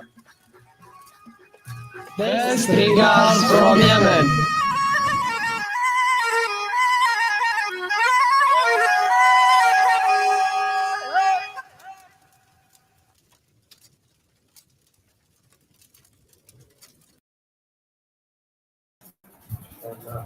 All right, we're back. So that was an amazing. I actually got hungry on the mental. Yeah, same showing here. the I got Yemeni hungry by watching. food. Yeah, that was some Yeah. amazing stuff. All right, Really so nice. Nabil, what do we have next? What do we have next for our session? All right. So next we have CLCS, that stands for Chinese Language and Culture Society. We have a video sharing session from their side as well. So without further ado, we're gonna go in there, because if I start talking about the Yemeni society's food and the presentation they did, I'm not gonna stop. So I better keep my horses down right now. So Jerry, do the honors for the next video we have for the audience.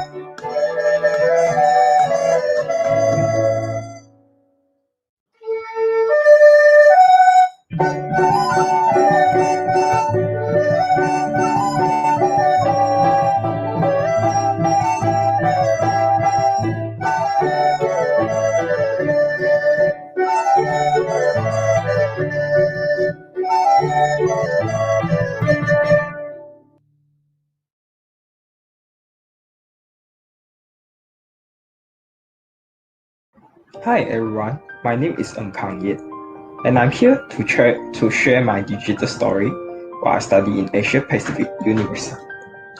APU is an international university that located in Technology Park, Malaysia.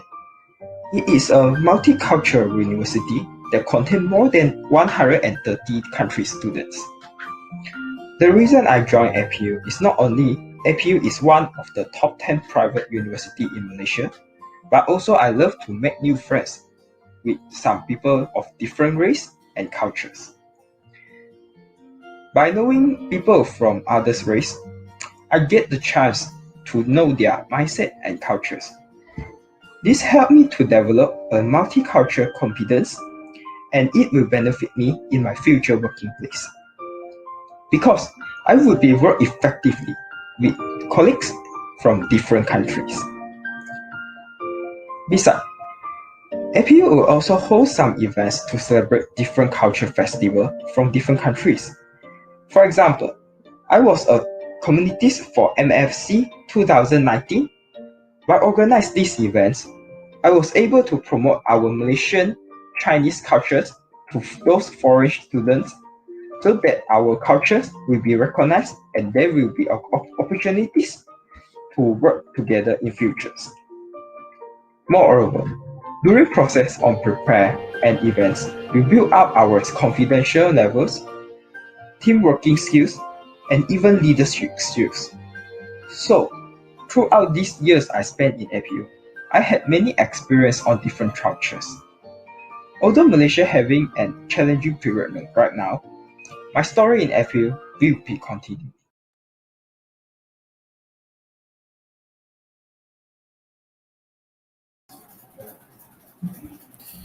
Hello and welcome back. So that was an amazing video by the Chinese Culture Society. They're one of the most active clubs in APU, generally showing a lot of activities, and you saw that mostly related to the instrument that they use. And it's quite fascinating how they were using a very simple tools at home and actually using that to generate these noise, not noises. You can say it's like the instruments or the voice. I don't know what it was. Sounds. Yeah, the word went away. So sounds that make the whole orchestra sounds great. So we're gonna go next with Indonesian community. They prepared quite a nice video for us. I hope that Jerry will be able to put it on and display it for our audience.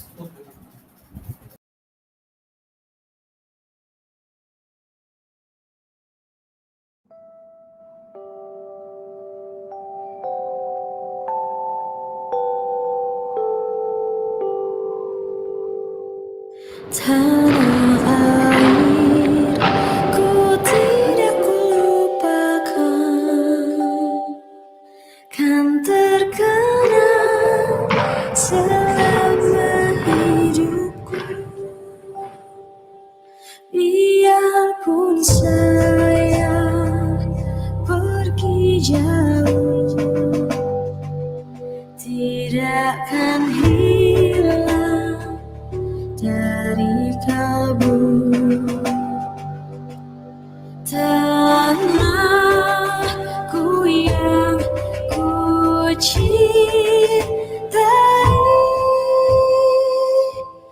engkau ku hargai.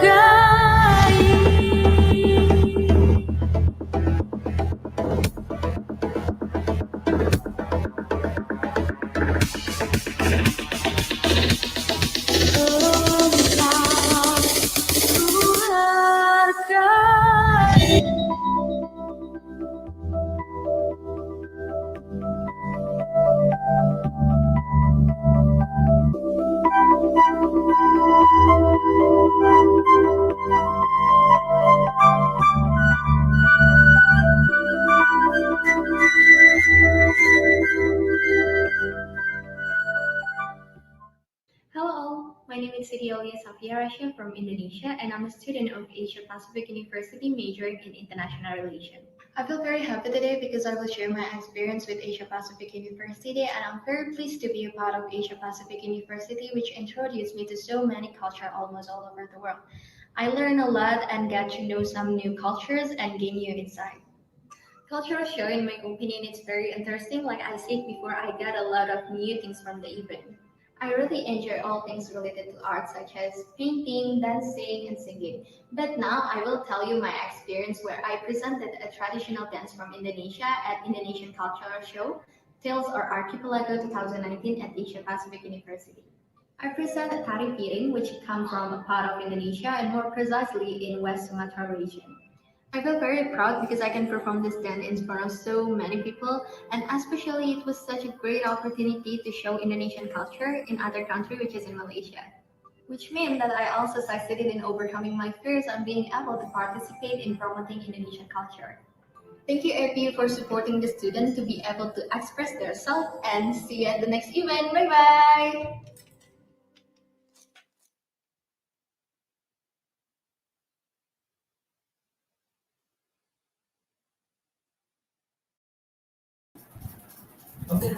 All right, that was a great sharing session from the Indonesian community, showing the diversity in the culture that they have and some of the unique activities that they do in their culture. Now let's take a look at the Malay community within APU. They prepared a video for us as well, so let's take a look at that one.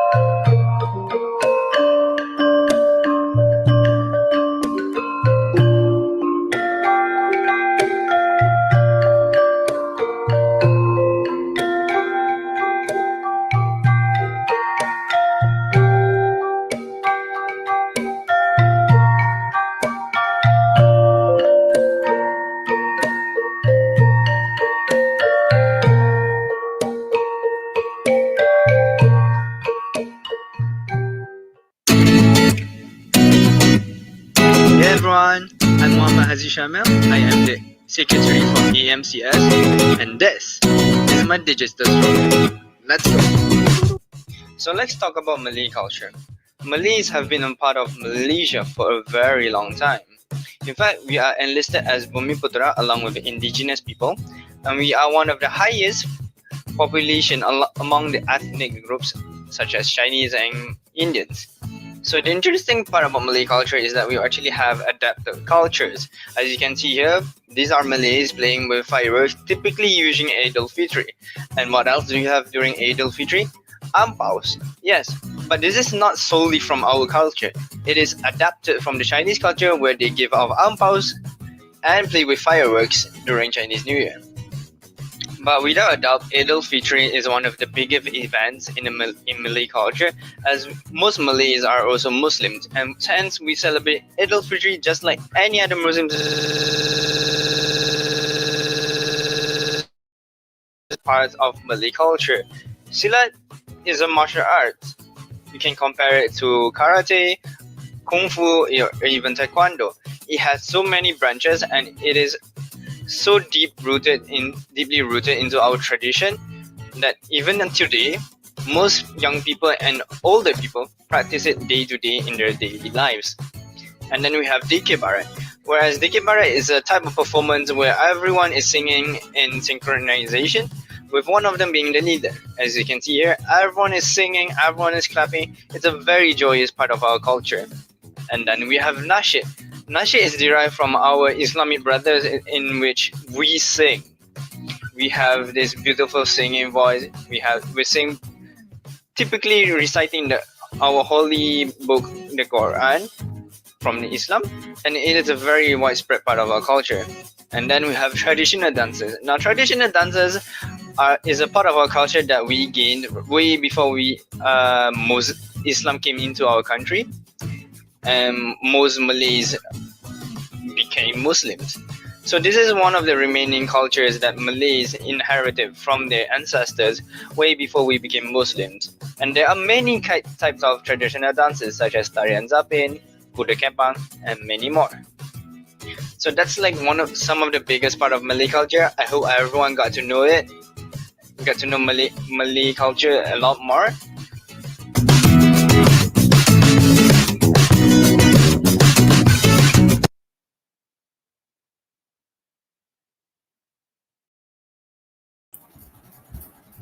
Hello and welcome back. Wow. Welcome back, guys, and welcome me back as well. I was MIA for a second. So that was a really interesting session. Actually, those who don't really know much about the Malay culture over here, they got to know through this video, and I hope you guys took some notable points and enjoyed the video as well.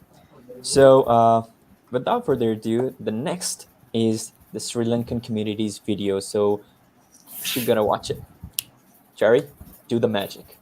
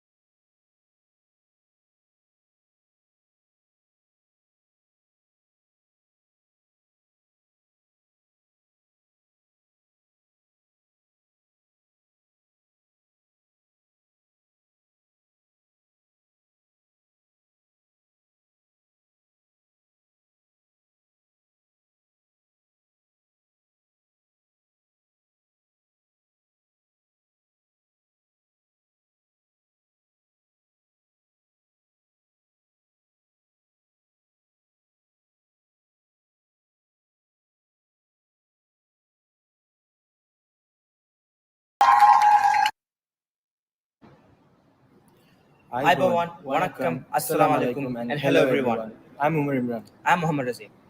As Sri Lankans, we grew up in a multicultural environment. Today, we would like to speak about the Sri Lankan culture and why is it important.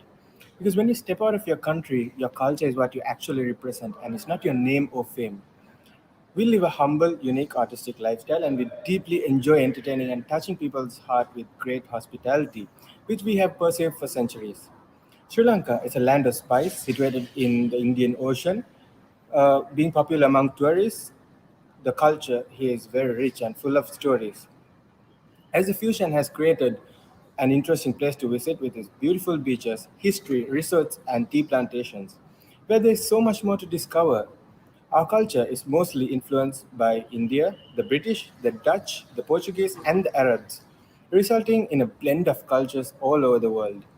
We have four main communities in Sri Lanka, such as Sinhalese, Burghers, Tamils, and the Moors. Most of them are Buddhists and Hindus, and some of them are Muslims and Christians. And we all provide respect and peace within each other. Also, Sinhala language is the mother tongue of Sri Lanka and boasts the largest collection of short stories in any language here.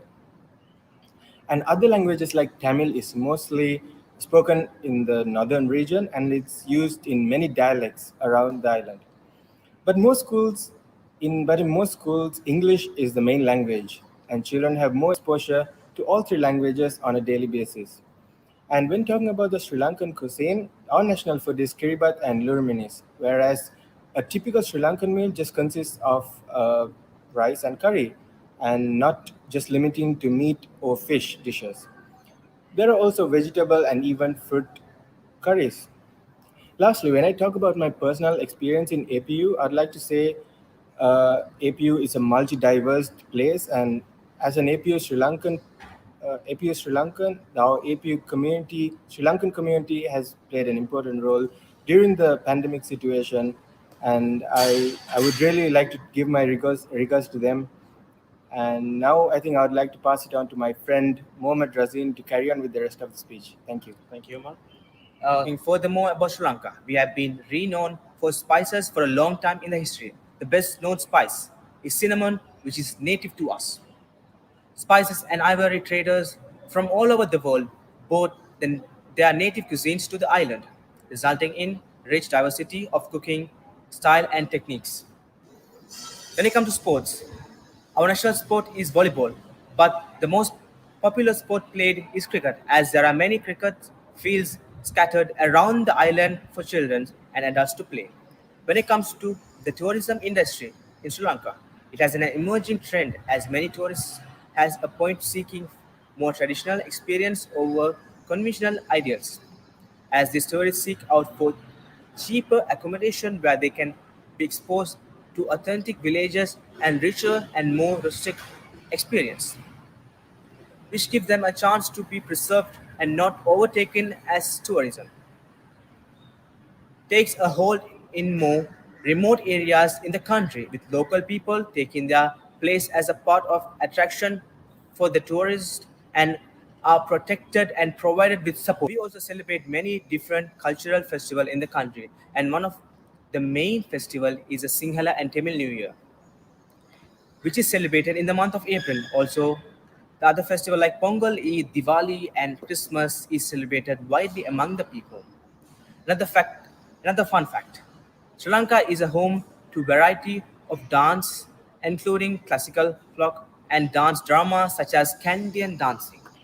More importantly, if I talk about one very important aspect that differentiates our country's history, is its view on women.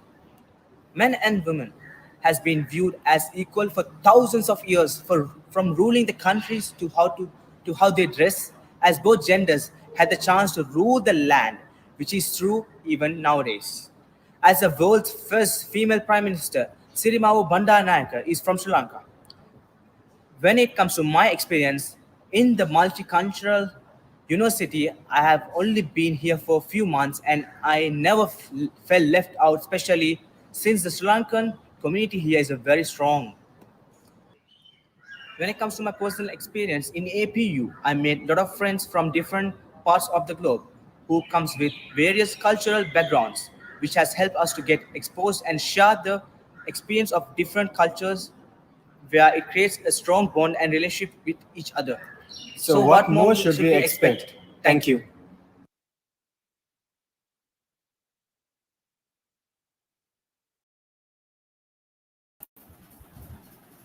Wow, that was a very nice and rhythmic video. I felt so calm while watching those, performance, and then suddenly we are shifting to a lot of different information. I pretty much got to know some stuff about Sri Lankan community. I don't know about you though. Definitely. Oh, you did. It is absolutely is. Actually, it Great. was exciting information about especially the what they said. Think about women.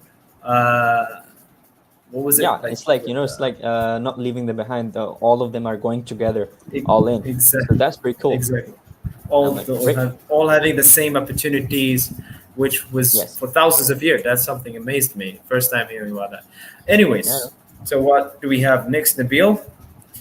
Well, next we have the African communities video, and this is our final presentation, if I'm not mistaken. Jamal, do you have any other It is. secret? All right, cool. No more Actually, secrets. maybe we're gonna have a closing after that. Okay, Of course, cool. so stay tuned after it. But for now, that's the last video that we have for tonight, and I want to thank all of you for joining us for all this long time but exciting. So let's jump Yeah, but you're still into. gonna watch the video. So, Yep. once again, to Jerry.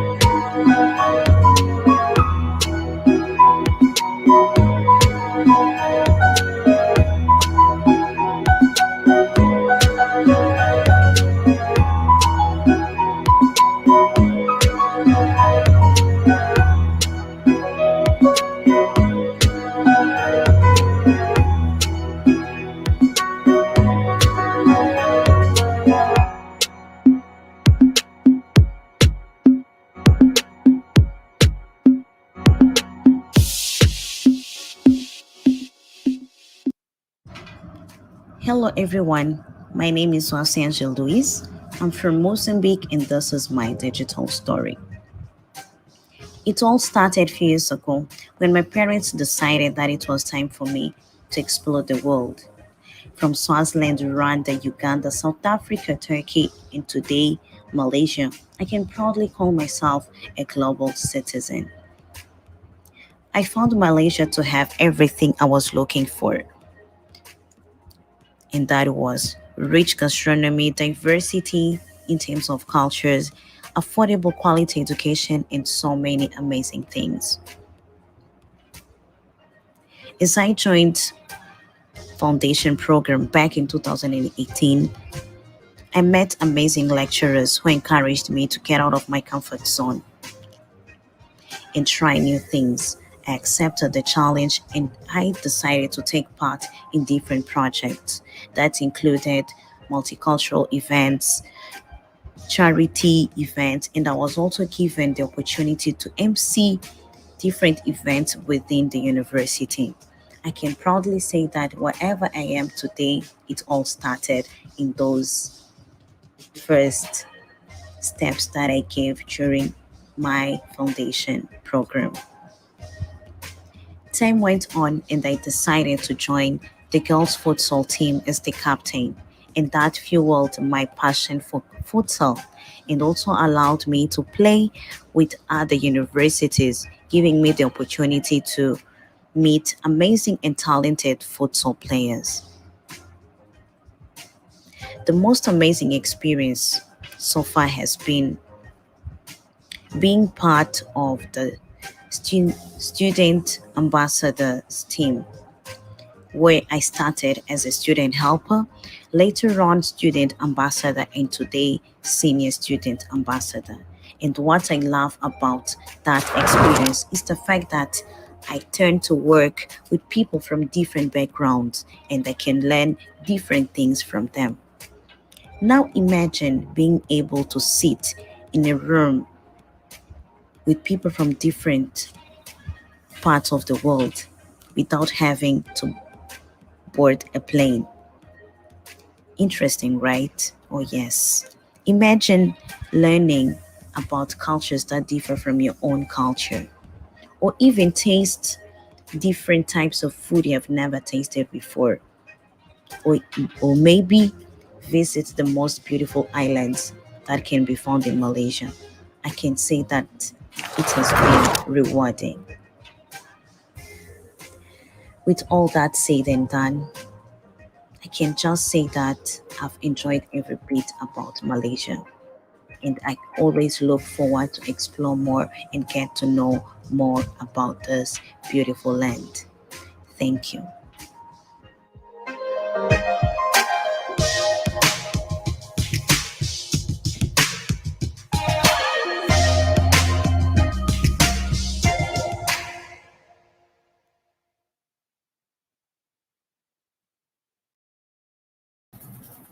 Well, well, well.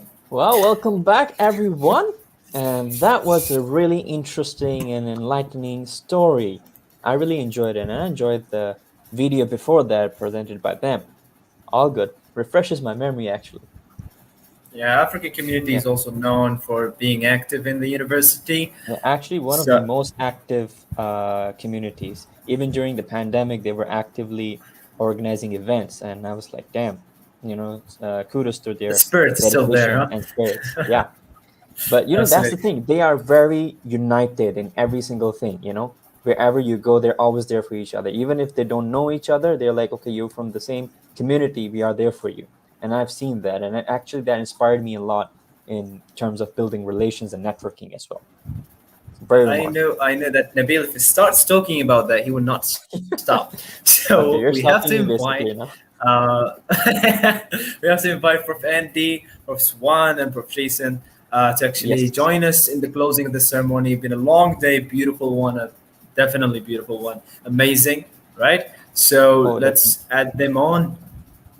Got another one more thing to go, Jerry. Wow. You go. Wow, yes, they still look fresh. A long day, a long you afternoon. guys are very energetic till the end. That's it, yeah. Very good. You spirit, I So guess. what time did you actually wake up this morning? Me, I woke up at 6 o'clock in the morning because I had Okay, a well job done. shift. Okay. Yeah, so I'm constantly A out of a little job bit in the later. country.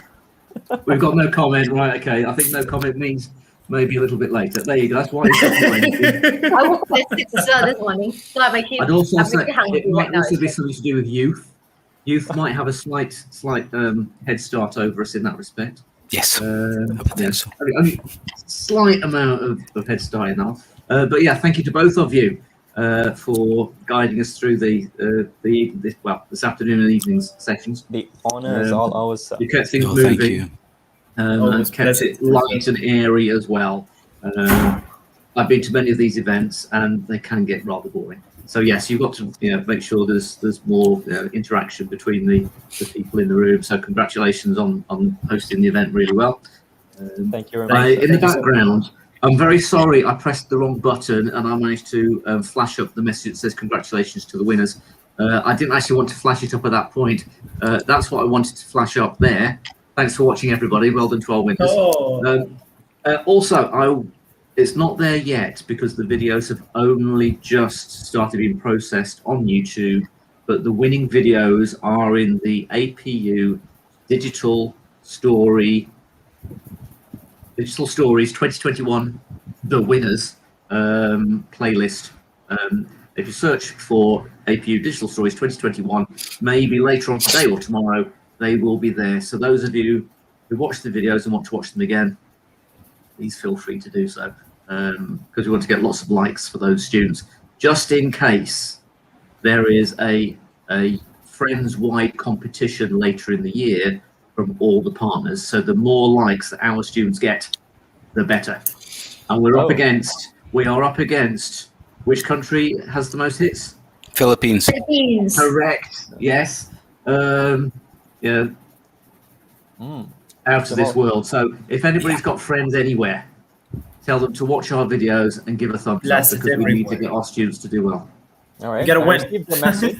Pretty clear. Jamal, we got some job to do. We're gonna get Yeah. that done. Definitely. Yep. Wireless You're gonna be number broadcast one. somewhere. Definitely.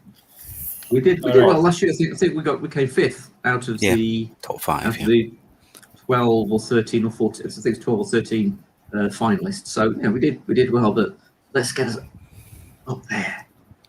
We're gonna push It's always it better down. to be up. Yeah. We can't go down. The only way is up. All the way up. I'll wait for Jason. No, stop it. No. No. There's another song in that one.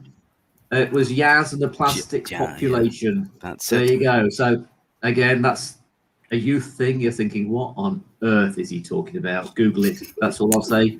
That was our Yaz youth. and the Plastic Population. The only way is up. Google it. You'll be singing it all night. All right. I do want to sleep later on, so maybe later. So anyway, yes. So we just wanted to close the event and say again, thank you for this everyone. has been. We've looked at a number of things today, from the NGOs, input from our partners in Europe and the UK. More importantly, the elements from the students. Those videos that we just saw, Sri Lanka. I've been to Sri Lanka many times, and the spice. I love the spices. Cinnamon is the key thing in Sri Lanka. I do like cinnamon as well. But yeah, I'll be glad to be able to travel again soon, and then I can go to all these places yet again. It's a long walk from my bedroom to the kitchen, to the office, to the kitchen, to the bedroom, and the occasional walk to the supermarket. I'm looking forward to going a little bit further, but only within a 10-kilometer radius. Yep. Stay safe, everyone. Okay, thank you very much. Thank you. Thank you, gentlemen. Thank you for organizing this really event. good. Super. Thank you. Yeah, You're so welcome. get some rest. And sorry, we've also forgotten one other person, Jerry. Yeah. Oh, yeah. Jerry, Jerry, you that's are there. Host. Yeah. I know you're there, Jerry, because you're You listed. really want to show your face. Yes, the reveal shall be done. Come on, Jerry. You've been because all day we can't working forget on those this. people that have been working so hard behind the scenes. Yes, that's true. It's That's okay. true. Okay. Come on, show your face. He say it's okay. He's okay. He's feeling shy. Never mind. Well, so thank you to Jerry as well. Yeah. And everybody you else very that's much. put this event together. Yes, thank you very much for ensuring All the right, I'm smooth gonna transition. go. Yes, so we don't want this to be, one of Thank these you. long-winded. It takes Thank you. 15 hours to say goodbye. So it's just going to be a thank you, bye, cut it off now. That's it. All right, Thank you. Thank you. Thank you, everyone. Thank Take you. care. Bye. Stay safe. Enjoy your day. Stay Okay. safe. Thank Stay you. safe. Bye-bye. Okay. Bye-bye. Very good.